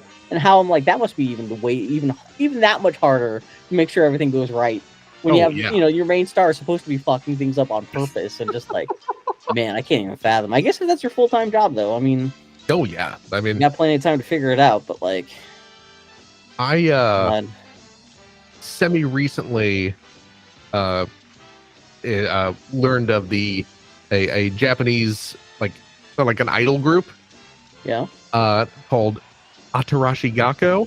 Oh they're the crazy. Yeah, Yeah, they're super like man. Yeah, super high energy, just up, up. Yeah, it's insane. Yeah, and they are like, they do all that super choreographed stuff, and I watched their videos, and I saw them live, and they came into Seattle a few. I mean, it's probably been like a year or so at this point. But I had no idea. Okay. Yeah, they came. They played some small club here in Seattle. So they had to kick Willard Scott out and rah. Oh, those ladies. Oh, them ladies. They're getting a little feisty. I hope they're not getting rained on. Oh, they're gonna. What, Scott? Just look at his lip. What's going on? Oh, running, Willard. man. I can't believe him. He's always getting in the act. Sexual assault is hilarious. Anyway, but yeah. So what's the name of the band again? Atarashi Gakko. They're the ones. The one song you showed me for the first time was, I can't remember what the name of the song is, but it almost sounds like church revival, like Blues Brothers, like the way it's just put together. Like yes, they're Japanese, right? Yes. Yes, and fucking minds. Wait, what is? I'm trying to remember the name of that song. Yeah, it's something simple. It's like just it's not a complicated title. I'm looking it up. Yeah. Now. The anthem must be coming. Yeah, we're getting to the end of this. Why can't I? The fuck's up with that mouse? That mouse is tired. Oh, the Swiss Colony catalog just came. Oh, really? You hear about Swiss Colony? You know what? I am always interested in the wares of the Swiss Colony. One Heart is the name of that Atarashi Gakko song. One Heart. Yeah, I knew it wasn't a very complicated title. Yeah. One Hearts. Look up that video. Yes. Yeah, even if you can't figure out how to type out the name of that band, just like type in One Heart, Japanese girl band. Yeah.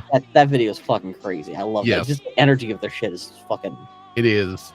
And when you went to see them live, were you sitting down? Was it like a sit? Because their music seems to be so up. I can't imagine. Yeah. No, this was in, I forget the name of the club here. Oh, so it was close. Okay, so you weren't like in an arena or anything like that. No. It was a small club. Their energy seems so big. I just assumed they would be like in a 50,000 seat crowd, so stadium or something like that. It was pretty intimate. Okay. But it was like the crowd was super high energy. Yeah. Like you had some people were showing up like in the same like kind of schoolgirl outfit and stuff. Oh, and live action Peanuts. Oh my! Wait, speaking of NBC, were NBC the ones who dressed up all their people for like the Peanuts movie? They put them in like Peanuts makeup. Yeah. And you have like who's the black guy who's the modern weather guy? I think they made him look like Charlie Brown, so he's bald and it just looks hideous. Looks like he's got a turd on his head. Yes. It's like the Charlie Brown swirl of hair. God, and I'm sorry, but yeah, you were talking about Sing. Yeah. So like, the name of that band is. Yeah, they were, and Justin, who my buddy from work, he and I went to see him, and because we are old, hung out in the back of the club. Oh yeah, okay, yeah. Which because it was a kind of small club, it's not like we were super far from the stage. We still had a good view and everything. Just there were a bunch of younger people in front of us. Yeah, like really getting into the show. And at one point the lead singer, the gal with the glasses, she has the big round glasses. She, jumped off the stage and she was like running around like to different areas, like in the middle of the audience and singing and stuff like that. So that's cool. It was someone who I spent most of my 20s in the 90s going to various punk clubs and stuff like that because all my friends were musicians or fans of like other punk bands and stuff like that. Yeah, I went to 1,000 clubs to support the music, and especially a punk show, there's never going to be anywhere to sit. It's going to be standing room only. And just like sitting over there for like standing there for 2.5 hours to music you don't care about, and it's super loud, make you go deaf. And I don't drink, so I can just go to the bar. I mean, I could if I wanted to drink nothing but $5 Cokes. And just like, oh my God, that's how I spent a decade. I mean, they were good friends. They were worth suffering for, but yeah. I actually had a similar experience. Yeah, because like in high school and and like through like junior college and well, even beyond that. Well, here we go, live action Peanuts. Oh, What's up with that geez. Charlie Brown? Is that Charlie Brown with the hat? Yellow? Yeah. What the fuck is going on? Is that like a... Did they not want to make him bald, so they came up with... He's got like a Peter Pan hat. Oh, no, let's say a baseball cap. Yeah. Oh, now he's... Are they going to try to do Vince Guaraldi?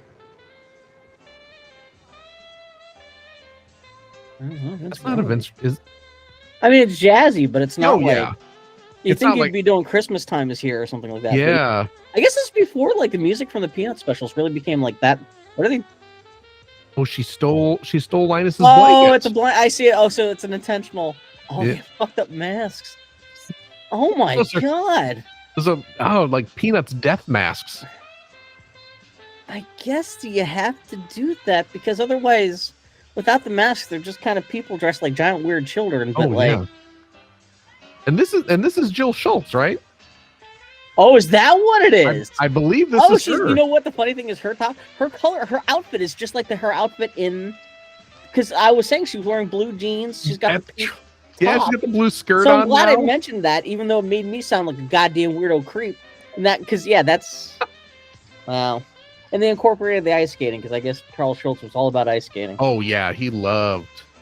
Yeah, I know he opened up a skating rink and. Yep. Snoop. Oh Is gosh. that Jill Schultz? And she's doing cartwheels on ice skates? Yeah. Jesus, she's committed to the bit. Oh, Snoopy's Home Ice is the name of his rink. Snoopy's Home Ice? Snoopy's Home Ice. Isn't that the ice? It doesn't Ichiban Kasuga? Isn't that his favorite ice stand in Hawaii? Snoopy's Home Ice?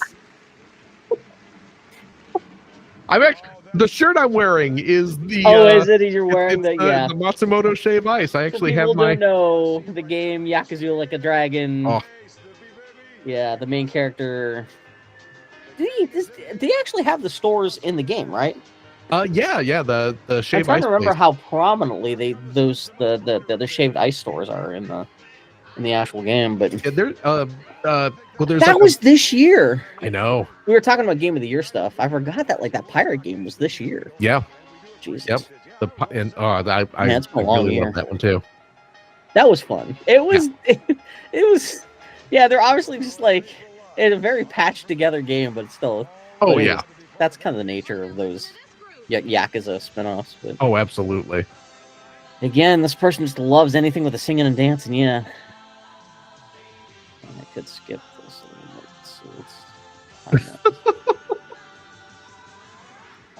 This is America's 80s fascination with the doo-wop. Yeah. For the boomers. The boomers don't realize that no one else gives a shit about doo-wop. One of my friends in Pittsburgh, her parents, her dad managed a doo-wop group that her mom was lead singer of. Oh, really? And they made their whole career just singing old doo-wop tunes from the 1950s and just, playing it up to other boomers and stuff like that. And they made a lot of money doing that. That's And great. granted, that was, the 80s and 90s, and that's the, Oh yeah. prime time for that nostalgia. Again, that would be like today if someone had I'm doing a Green Day cover band. Yeah. I mean, that's exactly it. Yeah. Boy, that's bonkers to think about. It keeps happening.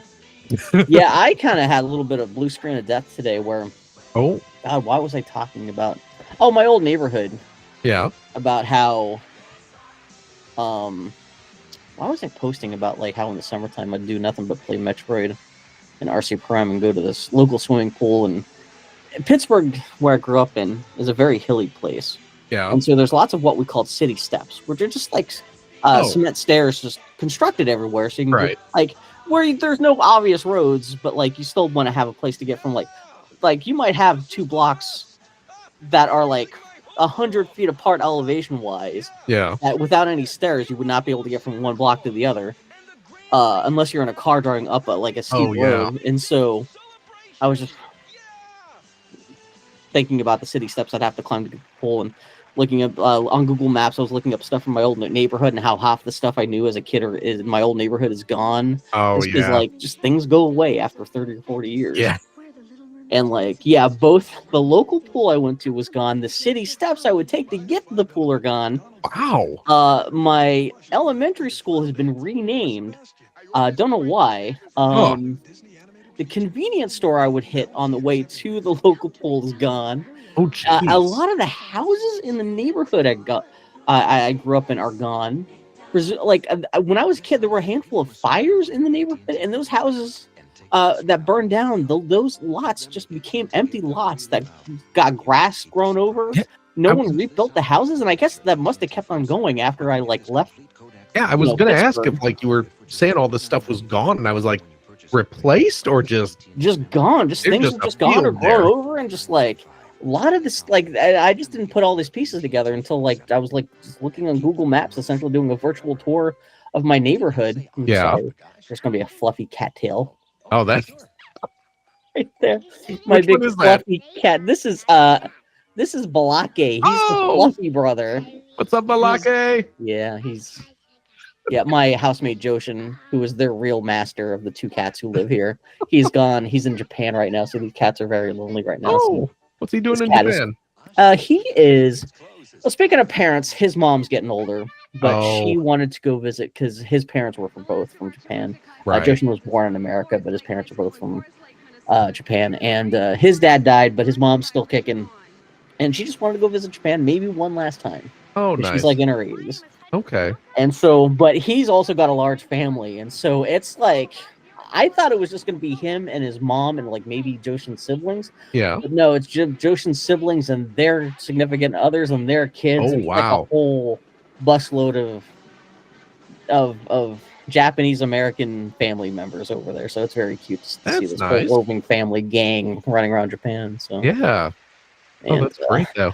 yeah, a lot of people I knew were just in Japan in the last couple weeks. Just I random mean, friends. I don't know why everyone's been in Japan recently. But and we were there over the summer. oh yeah, that's right. Oh yeah, you stayed in the Godzilla Hotel. Yeah, we did a little family vacation, Man, that is cool as hell. which was, and if my parents, I keep thinking about Finn with this. If my parents took me to Japan when I was 13 years old, do you know that would have changed my life? What did Finn think about going to Japan? He How did was he act? excited. Like, was he cool? Okay, yeah. You know, he was 'Cause I don't know super. if is there such a thing as otakus anymore? Like, because I can't imagine yeah. Japanese Japan is quite as with the access to the internet. I can't imagine Japan would seem as exotic as it did when No, we were kids. It still is. Yeah. Yeah. I mean, it's one thing to I mean, it is an entirely different culture. You know, but yeah. be able to torrent all the anime you want to steal or whatever, or like be walking down the main drag in Akihabara and there's Yeah. like, you know, building size posters of all these anime characters and stuff like that. Yeah. You know, so It's well to hear how much Akihabara has changed over just in the last like decade or two. you know, I'll be honest. I've been to Japan 4 times at this point. Yeah, 3 times for work, 1 time as a family vacation. Yeah. You know, I've hung out there a decent amount, and the first time I was over there was in like the early aughts. Oh, so not even the 90s. So you No, yeah, no, okay. no. Yeah, but So you don't even have like prime Japan as a No, game no. to base your comparison off of. but like even back like in the early aughts, like Akihabara was still pretty great. Yeah. You know, you'd go there and it was just video game shop after video game shop straight down the row, toy shops, all that stuff. And now you go there and This is the actual end. I was gonna say this is Santa. oh There's yeah, only, like, there's Santa. There's like 2 minutes left in this video. I'm sorry. Go ahead. Oh no, but yeah, This it's is it. it like all the good game shops have closed. Like, you know, there's Yeah, it sounds like the internet in the last decade has really just like destroyed all the good gaming shops and everything. yeah, Oh, in fact, yeah. this is neither here nor there. Nintendo just refreshed their product line for the Nintendo stores. You know what? It just occurred to me I could have asked Joshin to pick up this thing I was looking for. They have one of the new items they have at the Nintendo stores in Japan is a Yoshi bag. Oh, It's a replica. It's a live sale. You know, in Mario Kart World, one of the new power up really is the lunch bags that you can pick up from like the Yoshi diners. yeah. It is essentially just that. Oh, really? But you can buy that for real. But it's actually like a large insulated. It's like a paper bag, but it looks like it's made out of like velvet or something like that. Oh, but wow. it's insulated, so you can carry like a lunch in there and stay relatively cool or warm, I guess. Yeah. And I'm a sucker for any kind of like real life replicas of in-game stuff. Absolutely. And I think in Japan, in the store, it only costs like $8 because it's not even a big bag, right? It's just essentially a fake paper bag. And of course, all over eBay, it's like $50+, not including shipping. Yeah. But I just happened to find one eBay thing that was like for like $20, including shipping. Also, supposedly including like I won't have to pay any tariffs on top of that. I don't know how they swing that. So I did pull the trigger on that. So we'll see what happens with that. I probably won't get that until after the new year. But like, yeah. Oh, Milton DeLong! What? Milton DeLong! Who? What? I'm so excited by it. I'm sorry that I was not even paying attention to the end. Elf is the what are the three Catholic things? The ghost, the spirit, and the Father, Son, and the Holy Ghost. The rage of Christ. Yeah, I guess that was Elf. Yeah. Oh no, he's what they say when you're at a dance. The only when there's a man and a woman dancing together, the only thing between them is Satan. Is that what Elf was there? I'm sorry. They said the musical director for this is Milton DeLug. And who is that? Milton DeLug was the guy who was in charge of the music and wrote the main song of Santa Claus Conquers the Martians. They even make a joke out of the very beginning of the movie when his name shows up. It's like Milton DeLug. You're like, what's the joke they make? Really? Like, delightful. It's DeLug or something like that. Right. But that's my only reference for the name Milton DeLug. So I guess he was still alive and doing the music for the Macy's Thanksgiving Parade in 1988. That's insane. Milton DeLug. I'm sorry. I can't. That does not deserve me freaking out that badly. Oh, Milton DeLug. Yeah, okay, so there you go. There it is. See, Mr. Science Theater is an educational program. You know what, though? Learning that the guy who did the music for the Macy's Parade in like 88... That kind of makes sense. Annie DeLug, there's a whole special lyrics by. Yeah, what was that about? His wife is helping him. Yeah, which I think there's a couple DeLugs in the credits for Santa Claus Conquers the Martians. Man, I really am just like all the stuff I've learned from watching Mr. Science Theater. But knowing that, this guy did the music for Santa Claus Conquers the Martians, that's a big deal. Yeah, that's a big deal. That's a terrible fucking movie, but I mean, that theme song is pretty catchy though. Oh, yeah. Anti-Claus. Yeah. I think that guy has done like a bunch of music for like game shows and stuff. It sounds like if you look him up on Wikipedia, Santa Claus Conquers the Martians is like maybe one of the things you might not want to remember anymore. So Milton DeLug. Which Mystery Science Theater 3000 again? Yeah, Turkey Day. So that would be my family would get up early in the morning to start to watch the start of the Macy's Thanksgiving Day Parade. Have our chocolate milk and cinnamon rolls. And as soon as that was over, I'd click over to the Mystery Science Theater 3000 Turkey Day. Oh, yeah. Marathon. And okay, so that's that.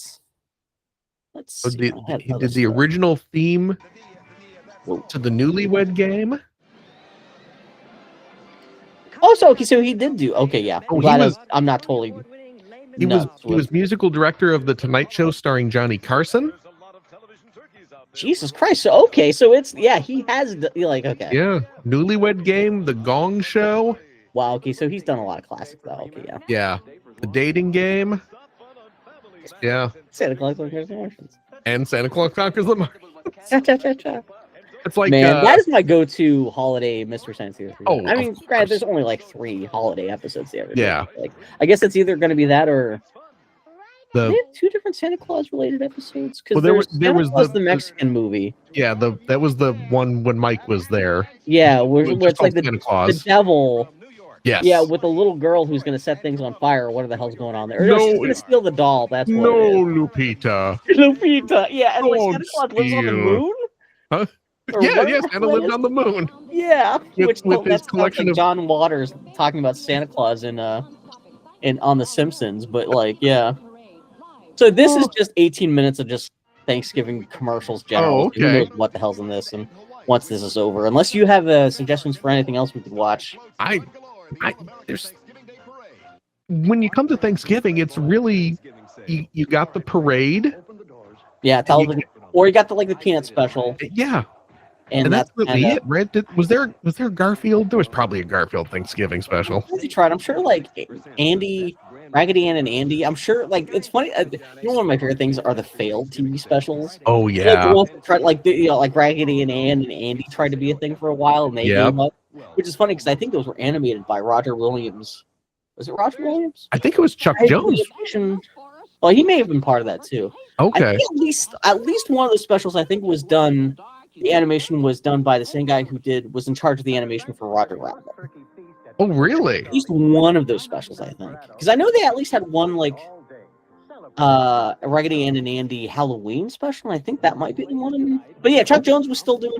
Someone pointed out how recently on the internet I saw, just like the day before yesterday, someone was pointing out like Chuck Jones was old enough that he was doing cartoons in the early 1930s that were competing with like almost silent era Mickey Mouse. Oh And he jeez. was to be old enough that technically I didn't know this, Chuck Jones had a Flash cartoon. What? Like his name was somehow associated with some kind of Flash cartoon in this century. And I was like, what? And I saw one picture and I was like, yeah, I guess that kind of looks like Chuck Jones. I didn't look it up. That was something I did. Oh, yeah. Flash cartoon. The Chuck Jones. Yeah, which. That's insane. I mean, it's good enough for John Lucy. It's good enough for Chuck Jones.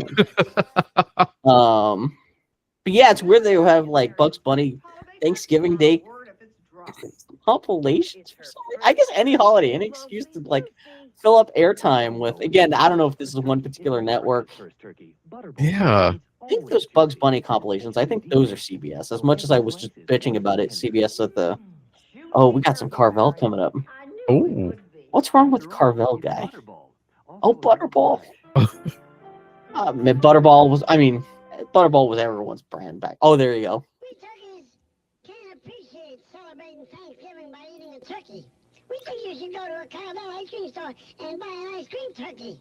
Then we can all have a party with you. Your participating Carvel ice cream store has time. What is happening there? And he's It's ready. been Carvel before, though, right?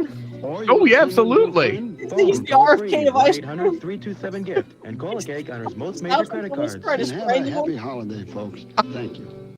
Jesus Christ. I love that guy that where he was like, I don't care how bad I sound, I need to be in every commercial we record. Oh my. Yeah, that is weird. Oh. Yes, this smacks of. Oh, they have Muppet Babies. Oh yeah, CBS. Yeah. I remember the quality of the CBS cartoons. Because it was Muppet Babies. There's a Care Bear movies too? Oh yeah. Huh. I knew there was a one movie. I assume went straight to video after like G.I. Joe and Transformers didn't do that well. No, they got two Care Bears movies out at least. Oh. I can't remember what year this would be. This feels like 1987 or 88. Yeah. I've heard good things about that Star Wars stuff. Man. Look at that. Although this would have been right in the middle of Star Wars being dead. Yeah. Maybe there wasn't that much excitement about Star Wars being on TV. Although it still would have been a nice trip. I would have watched it. Oh, absolutely. Yeah, it would have been cool to watch it, but yeah, Charlie Brown Thanksgiving, that's kind of popcorn and pretzel stick. And that is so weird. The premise of that cartoon is like these kids have to fend for themselves on Thanksgiving.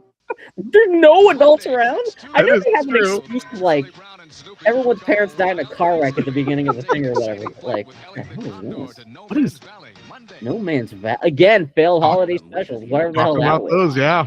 Yeah, especially regional holiday stuff. Where you're just like, what the hell are we looking at? Like, there was I believe there was a Thanksgiving holiday special based on the comic strip BC. I'm not surprised. Again, the caveman. Every fucking fly by night. Did they have like an Andy Cap? Who's the alcoholic British guy? Oh, who has his own snack? Like the drunk Brit. I'm sure they tried their hand at like they had to have Andy Cap's alcohol at Christmas, and I'm sure it aired once, and that was it. Okay, so now it's NBC because it's Family Ties. Man, so this is like, again, like 87 or 88. Well, Dallas is at CBS, so we are flipping channels here. Yeah. Bill, have your favorite show? 1973, BC, The First Thanksgiving television special. So that would have been less than a decade after Peanuts. So yeah, that's totally them thinking we can get on that bandwagon. Oh yeah. Maybe not the Gen X bandwagon, but yeah, the Beast. I wonder if there's even copies of that, because 1973, I can't imagine like last aired that much more often. And like that would have been the before VCR, so a lot less likely like somebody was taping it. That's Unless true. it was like shown on cable, it could have been on like the USA Network in like 1997 or something like that. With That'll Happen. It's all up on YouTube. Okay, yeah. Yeah. Someone did have it. His little red-haired girl is homecoming queen. Oh, I forgot about the woman. And he's a bundle of nerves. Because man, hey, it's weird to think that like they kept on cranking out new Peanut specials like every year. Yeah. And no one ever watched them. The only ones anyone ever cared about was just Peanuts and Christmas and Halloween. And Yeah. Yes, but like Yeah. You had that. ones based on Arbor Day and shit. Yeah. I should also thank you, Phil, for alerting me. I've kept meaning to point this out. Yeah. This is so Phil Theobald, my lovely friend here, is the co-host of a podcast, the Player One podcast, which is a delightful video game podcast, about to celebrate their 100th episode in a couple weeks. I believe you mean 1000th. What did I say? You said 100. Oh yeah, you're kind of blown past that. Yeah, I just noticed your most recent episode that you just recorded last night. Yes. Was 991. Holy shit! We're So, getting like, there. Like yeah, late January. You're gonna be crossing the house. It's been like 20 years we've been doing that show. And I've been listening since pretty much since before. I still remember you being the new weirdo on that show. Oh yeah, that's right. Yeah, because I don't even know. I think maybe CJ and Sewer, I just remember just because I would have followed them just because from EGM and oh yeah. Stuff. But I remember you being like, "Who's this Phil guy?" Yeah, I was the random like their former coworker. They brought me on. I know, yeah. But anyway, so Phil's Player One podcast mates. Yes. He loves these Overlord licensed baseball caps. Yep. And then, Phil, you're the one who pointed out this new Charles Schultz Peanuts, Charlie Brown. Here, I'm going to take this off real quick. But yeah. Yeah. Yeah, It looks Brown like the hat. your flaps come down. And it is the softest. Like, it's. Is it great? This Overlord hat company, they're like kind of plastic trucker caps. Yeah. Which is the only reason why I didn't pull the trigger earlier, just because like this is kind of stiff. But the rest of the hat is like unstructured soft felt. Oh, wow. Okay. It's so soft. It's so nice. It's a $60 hat. Right. Ain't no trucker hat in the world worth $60. But if one could ever be worth city dollars, it's one with Charlie Brown on the front. That's super soft and super warm. Yeah, this is putting it back on right now. I'm like, ooh. And we've been seeing a lot of Snoopy's cross Macy's commercials during this as well. Macy's too, yeah. Yeah. Hmm. You can get your stuffed Macy's Snoopy. Macy's just had stock in like Charles Schultz. They must have. Man, I always love this stuff when the TV shows would have to do their own, like, everyone at Cheer says Happy Arbor Day. Yeah. I just love that they had to take 10 minutes out of, like, I know we're supposed to go to lunch, but guys, we need this year's, because we've changed cast since last year, so we need to do this again. We need to do our Happy 4th of July from your gang at Murphy Brown. What is this from? Oh, it's Matt Light. Because I was like, that's not from the Charlie Brown Thanksgiving special. They don't actually. I'm assuming they must have thought they already, since they already did the school play thing with the Christmas special. Yeah, that would be such an obvious thing for the Peanut special or for the Thanksgiving special. But I guess because that's even more of a history lesson. That's a thing a public school would actually do a play about. Oh, and then yeah. Christina Ricci would show up and burn it all down. But it's still so weird that the Addams Family sequel, which takes place in the summertime because they're at summer camp. Yeah. That's a big Thanksgiving scene. It's a good Thanksgiving movie. Oh yeah, What's your opinion about planes, trains, and automobiles? I love it. I didn't see it until for the first time, until 2 years ago. Oh really? I somehow never saw I What do you missed it. think? It's not like I went out of my way to never see it. I just somehow just never seen it. I'd Yeah. seen scenes. I knew all the famous parts from it, but yeah, and it's big surprise. It's actually pretty good. Yeah. I was gonna say there's not much in the way of Thanksgiving movies. I guess it's pretty much just Addams Family Values and that. We're happy to have this moment to wish you a happy Thanksgiving. And is there an Ed O'Neill movie where he's trying to get home for the holidays too? Oh, that does sound familiar. The dad from is it Dutch? The dad from Yeah, the Married with Children. Married with Children, yeah. Whose daughter was in Don't Tell Mom the Babysitter's Dead. Because That's right. Everybody's coming to the Johnsons for the holidays. It all comes back to them shitty movies we saw in the theater. But some will overdo it. I think you're thinking about Dutch. Yeah, Is that actually what it's about? I don't. Let me see here. I flipped through the channels and seen more of Dutch than I had ever seen of Planes, Trains, or Automobile. I don't know how that happened. Yeah. Working man Dutch is dating the divorced Natalie, and he offers to drive her stuffy 13-year-old Doyle from his private school in Atlanta to his mother's home in Chicago for Thanksgiving. Wow. So you in Chicago too, man. You got two movies to watch and take place in your own backyard. Oh, it's written by John Hughes. Really? Dutch is he didn't that's something direct you never it, hear anyone talk about. but he wrote it. Oh, okay. Well, that explains the Chicago angle. Yeah. Yeah. No, I don't know. Do you recognize any of the landmarks, especially when they actually get into Chicago at the end of Planes and Trains? God, I'd have to watch it. I'm sure I would. Watching it with Joshin, who he was born and raised in Evanston. Yeah. He's like, oh, I know that stop is that when they leave John Candy at the end. He's like, oh, I've been that's these are the random stop downtown Chicago, but right. Yeah, I haven't.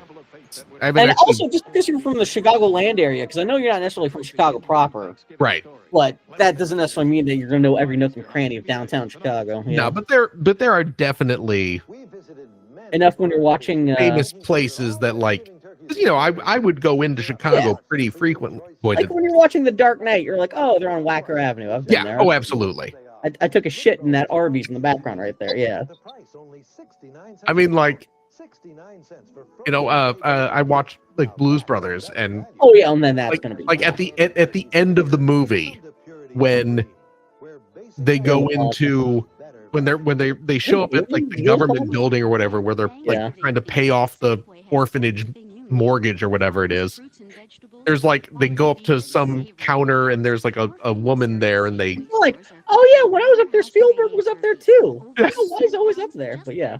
And there's oh, we're just looking for the office to drop off this check, and that building, I've been in that building. I've been at that desk where they are. That's the best part, where it's not just that exterior, but you've been in that room. But that was a field trip. We went on a field trip to Chicago, and we were in that building, and I was just oh, that's the desk from the Blues Brothers. I wonder if that's the same building that they chase Harrison Ford out of in The Fugitive. Oh, maybe. I can't remember if it's the plaza, because I know that that was filmed. I guess they filmed it actually during the actual St. Patrick's Day parade of 1993, and the movie was in theaters that August. Oh wow! And they've talked about how it was that quickly put together, filmed, and rushed out in the theaters that Jeez. Yeah, because I think he's going across that. He's getting chased across that plaza. Right. I don't know if it's that same building, but I don't remember which one it was. Oh my god! Regional grocery store commercials, especially around Thanksgiving, are always going to be a pit. Oh, Honey Rebel is you were asking earlier about grocery stores, about local grocery stores earlier, I think. Yeah, with their stupid fucking names. Oh, that always never makes sense to anyone else, but to you, you're like, oh, that's why I grew up with Giant Eagle. That makes sense. But when you talk to me about Food Lion, what the fuck is a Food Lion? Giant Eagle is where it's at. Yeah. Growing up in Illinois, we didn't have Giant Eagle, but we did have Eagle. Eagle? Yeah. See, again, I don't know why something Giant Eagle is oh yeah, I can ride with that, but Eagle? That's not what size is an Eagle? I can't shop that. We had Eagle, which I don't believe exists anymore. Okay. We have Dominic's. which also may not exist anymore. Yeah. And Jewel Osco. What? You're just making up words now. I loved him in the canteen in Star Wars. Jewel Osco, yeah. Jewel Osco? Was that like two names mashed together? It was. Have we had this? I swear I've had this conversation with someone before. Walmart sounds stupid as fuck too. Like what? That is true. Like, walls. Like what's the but Jewel Osco? Jewel was the grocery store. Oh. And Osco was the pharmacy. But they were Okay. always connected. You'd never find a Jewel without an Osco. Okay, so in Weird Science, yes, when they're buying condoms to have sex with Kelly LeBrock, they're probably going to a Jewel Osco to pick probably at the Osco, yeah. At the Osco, okay, yeah. If you're buying condoms, you're going to be on the Osco side because that's the pharmacy part. Pharmacy half, yeah. Jesus, Winn-Dixie's. I'm assuming this is somewhere in the South. Oh yeah. Yeah, Pittsburgh. We had Giant Eagle, Foodland. Foodland's always been silly and safe. Well, no, we didn't have Safeway. I can't remember the third one, but yeah, Giant Eagle in the game Night and what's the video game with the little cats? Night in the Woods. Yeah, Night in the Woods. That guy, he was whoever was in charge of that game was from Pittsburgh, and so the store name, I think it's Giant Wolf or something like that, is the name of the grocery store chain. And I was like, oh, that's funny. That's kind of like Giant Eagle. And I looked at it and was like, oh, that's supposed to be direct reference. Remember the Three Stooges on TV was the thing? Oh yeah. Oh, USA. Oh, and so now we're in USA. Man, this is fucking weird. This is bouncing all over the place. Oh man. Oh no, we just did. Oh no, it's not a loop. It's just, we're back to the first video now. Bill, you're stuck in a permanent loop. Finally. And now it's no longer Thanksgiving. Now it's Groundhog's Day. Welcome to the next 90 minutes of your life, same as the past 90 minutes of your life. Anyway, we have been talking for the better part of 2 hours now. We have. Anywho. Oh. Wait, is this actually the right window? I should be. When I lived in Missouri, for a short time. Why? Did you know that? You may not have known that about me. Because like I said, I had to travel to Springfield. Yeah, I lived in Columbia. I heard of Columbia. Oh, that's where the college is. The one college, the one school. Yeah, not even college, but the one place with a book. The University of Missouri. And Missouri lived up to every fucking worst possible stereotype. Oh yeah. Like I said, when I landed there, shit was on fire. Anyway, but yeah, go ahead. But Dana went to the University of Missouri. That's where she went for college. No, I filmed that. Don't let her watch this. Because it's a very good journalism school. Okay. Mizzou, because that's what she got her degree in. Mizzou. So she went to Mizzou. Oh, look at that He-Man float. Yeah, I just had two other little. I saved the He-Man thing from I think this is like He-Man from 1985, and the appearance of the Joker in the 1989. Oh wow! Okay. I just had those. We wanted to queue up anything else while we're talking, but yeah. But yeah, I lived in. Well, it was Dana and I had been dating, and she had a year left. She was finishing up her senior year at college. Yeah, you're obligated to. Yeah, so I moved out there to just live with her while she finished up that last year. But the grocery store that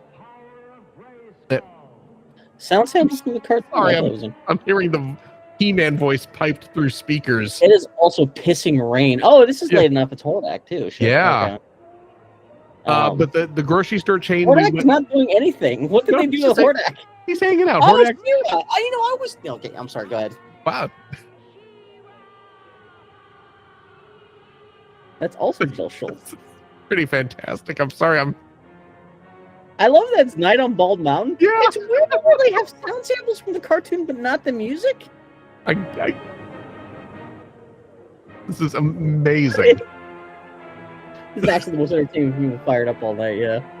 The grocery store chain in Missouri that we shopped at was called Schnucks. Or Schnucks. I think it was Schnucks. Schnucks sounds more likely than Schnooks. Yeah, it was. I believe it was Schnucks. Man, you made. No, they're going deep into the He-Man lore. I wonder if this was like part of a mall presence. I'm sure they didn't build all this for 1 5-minute segment at the fucking Macy's. I'm sure this is like some kind of like He-Man on ice costumes or something like. Are they gonna actually like chop his head off? Is he gonna kill that float? Oh, they're gonna team up. Oh. Yeah, supposedly this night was 85 late enough that She-Ra. See, I always think that He-Man existed for years before She-Ra showed up, but it may have only been a year. Yeah, I'm not sure. Well, that's it. Okay, that's and the Betty Boop balloon. I guess like there's no conclusion to that. It's just them prancing around and then nothing happens. How did the Transformers really never have a man, could you imagine if they tried to have a Transformers balloon? Oh. Because you can't make them, because that'd have to be like there's no, you can't make a square balloon. So you can't like make an Optimus Prime that's not going to look like he's got gas, literally. This is at the Oh, now hold on a second, Bill. Yeah. Let's see. What did you do? I What did you do, Ray? I think there was not a balloon, but like a float. Because we've seen Barbie, we've seen He-Man. I don't remember there being a Transformer. I mean, there may have been. That may have been. I may have been. I'm seeing pictures. Like I'm seeing a picture on. Is this? It also could have been like maybe later in the '90s or something. Macy's parade. Oh, you know what? Optimus Prime at the American Thanksgiving parade in Detroit. What the hell? Oh yeah, I see. There is. I'm seeing the same thing. American Thanksgiving. So does Detroit has its own knockoff Macy's parade? That's weird. They also just call it generically. So they. I mean, that's. This is also more recently, obviously. Yeah. So yeah. That's actually pretty impressive. They made a boxy balloon. Yeah. So if you just Google like Transformers parade, you'll just see what we're looking at, which is a more modern photo of like a more modern Optimus Prime, but. Oh yeah, I guess this is the Joker from 1989. And now the Joker's like, oh, he's singing. There's always a cardboard clown. The poor laughing fool falls on his back, and everyone laughs when he's down, especially Batman. Always a funny man in the game. If I had infinite money. What? The amount that I would offer Jack Nicholson to perform this song. You mean now or 1989? Now. I don't know if you have enough money for that. You might have to like promise him a new hip. I you might have to give him the new hip so he can do the song. If I am a like multi-billionaire, God, Jack Nicholson, I am going to give you $1 billion. I would love, just even if he's just sitting at a desk recording the song, like just sitting. Yeah. Doesn't he? You don't have to be in costume or in makeup. Nope. Man, it's cool enough to see his breath. I just want him singing the song about. Go ahead, make my dressing. Or Schwarzenegger, hello Batman, I blow you up. Or neighbors, golly, where does he get those wonderful toys? The Joker is me. Also, let us. Oh, and they do a little bit of the Burton theme. A little bit of the Burton theme, and this is the 1989. Oh, they're actually just. Happy Thanksgiving, everybody. That's great. They actually get to show the guy outside of the makeup. Also, that was insane. The Joker in the movie that they're to promote tries to fill the city with a parade. Yeah. It's a little bit in bad taste. Just saying.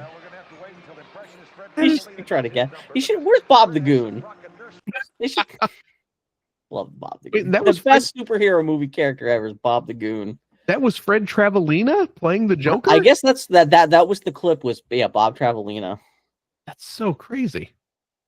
Yeah. Oh, it's the channel is Fred Travellina channel. Someone's such a big. I'm assuming that's him in his basement. So I can't imagine he's got that. Whoever Fred Travellina is, I can't imagine he's gonna find out about this video and he's gonna cuss us out. We're like, fuck you guys. So yeah, this is just. I know the name Fred Travellina. Was he like? Oh, really? That's a thing. Yeah. Let's look him up. I'm looking him up. He was an American entertainer. Yeah, I mean, he was doing a specializing whole in bunch comedy and impressions. Yeah, they were definitely showcasing the fit. Let's see. Is he dead? Is he allowed? Oh, he died in 2009. Oh yeah. Yeah. How did he die? Was it hilarious? Oh no, it was not hilarious. Oh no. Oh no. Oh no. Oh no. There's No, multiple diseases no. involved. Oh No, the Christian faith. Oh, he's a Christer. That's weird. okay. I don't know why I'm always impressed when people who are religious can do something fun. My whole stereotype is like, oh, if you're Christian, you can't do you can't pretend to be the Joker on a Thanksgiving Day float. Yeah, It's strictly forbidden in Deuteronomy. After an actor impersonated Michael Jackson during the 1992 MTV Video Music Awards to accept the Best Alternative Music Video Award on behalf of Nirvana, presenter Dana Carvey bemusedly joked, "Fred Travellina does an amazing Michael Jackson." So I'm glad to see Fred Travellina was well known enough that Dana Carvey's just throwing his name out there as a joke at the MTV Music Awards. He played Elvis in the Super Mario Brothers Super Show. That seems to be the caliber of exactly. Yeah. That is great. Oh. Travellina played Bogey Orangutan in his Humphrey Bogart voice on Shirt Tales. The terrible thing is I know exactly. I have not thought about that since 1986. Oh my God. That's amazing. So you were a Fred Travellina fan all these years and you didn't even know I had no idea. Yeah.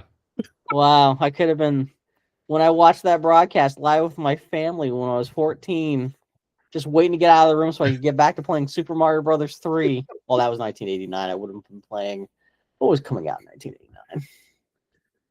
You might have still been playing Mario 2. Yeah, it would definitely been. Yeah, Mario 2 is still my favorite NES Super Mario game. It's such a great game. Yeah, that 87-88's Thanksgiving parade that we were watching, that would have been. I got my NES at Christmas of 87. Okay. Man, that is such a Christmas story Christmas for me in terms of the caliber of gift. Oh yeah. Holy shit. I mean, everyone's got that same story of getting a Nintendo from back in the late 80s, but Jesus Christ. I got mine. Oh, he's got a Hollywood Walk of Fame star. Fred Travellina's. He's on the Hollywood Walk of Fame. Is he really? Yeah, which granted a lot of people do, but that's still that's something though. I'm sorry. Go ahead. You were saying. Oh no, I was just saying I got my NES the year after you. Oh, that seems to be when most people did. Yeah, mine was Christmas of 88. Yeah, my family made the mistake of in October 87 when we went to a friend's house for my parents wanted to go play card games and poker and stuff like that. And that family, their kid had just gotten an NES and he had Zelda and Castlevania. Oh geez. And I literally stayed up till dawn playing Castlevania. I touched the Zelda a little bit, but I was scared of fucking up his game because he was like, this is a very hard game. It's very complicated. And I saw the giant binder. Oh Have I talked to you about this before? This I don't think so. But there was this also the same night I first saw Nightmare on Elm Street 6 and Nightmare on Elm Street Part 3 and Jason 6. Oh jeez. It was a fucking fun night. Yeah, it was October of 1987. All the kids, there were a bunch of parents in the neighborhood. They got together to play poker and stuff like that.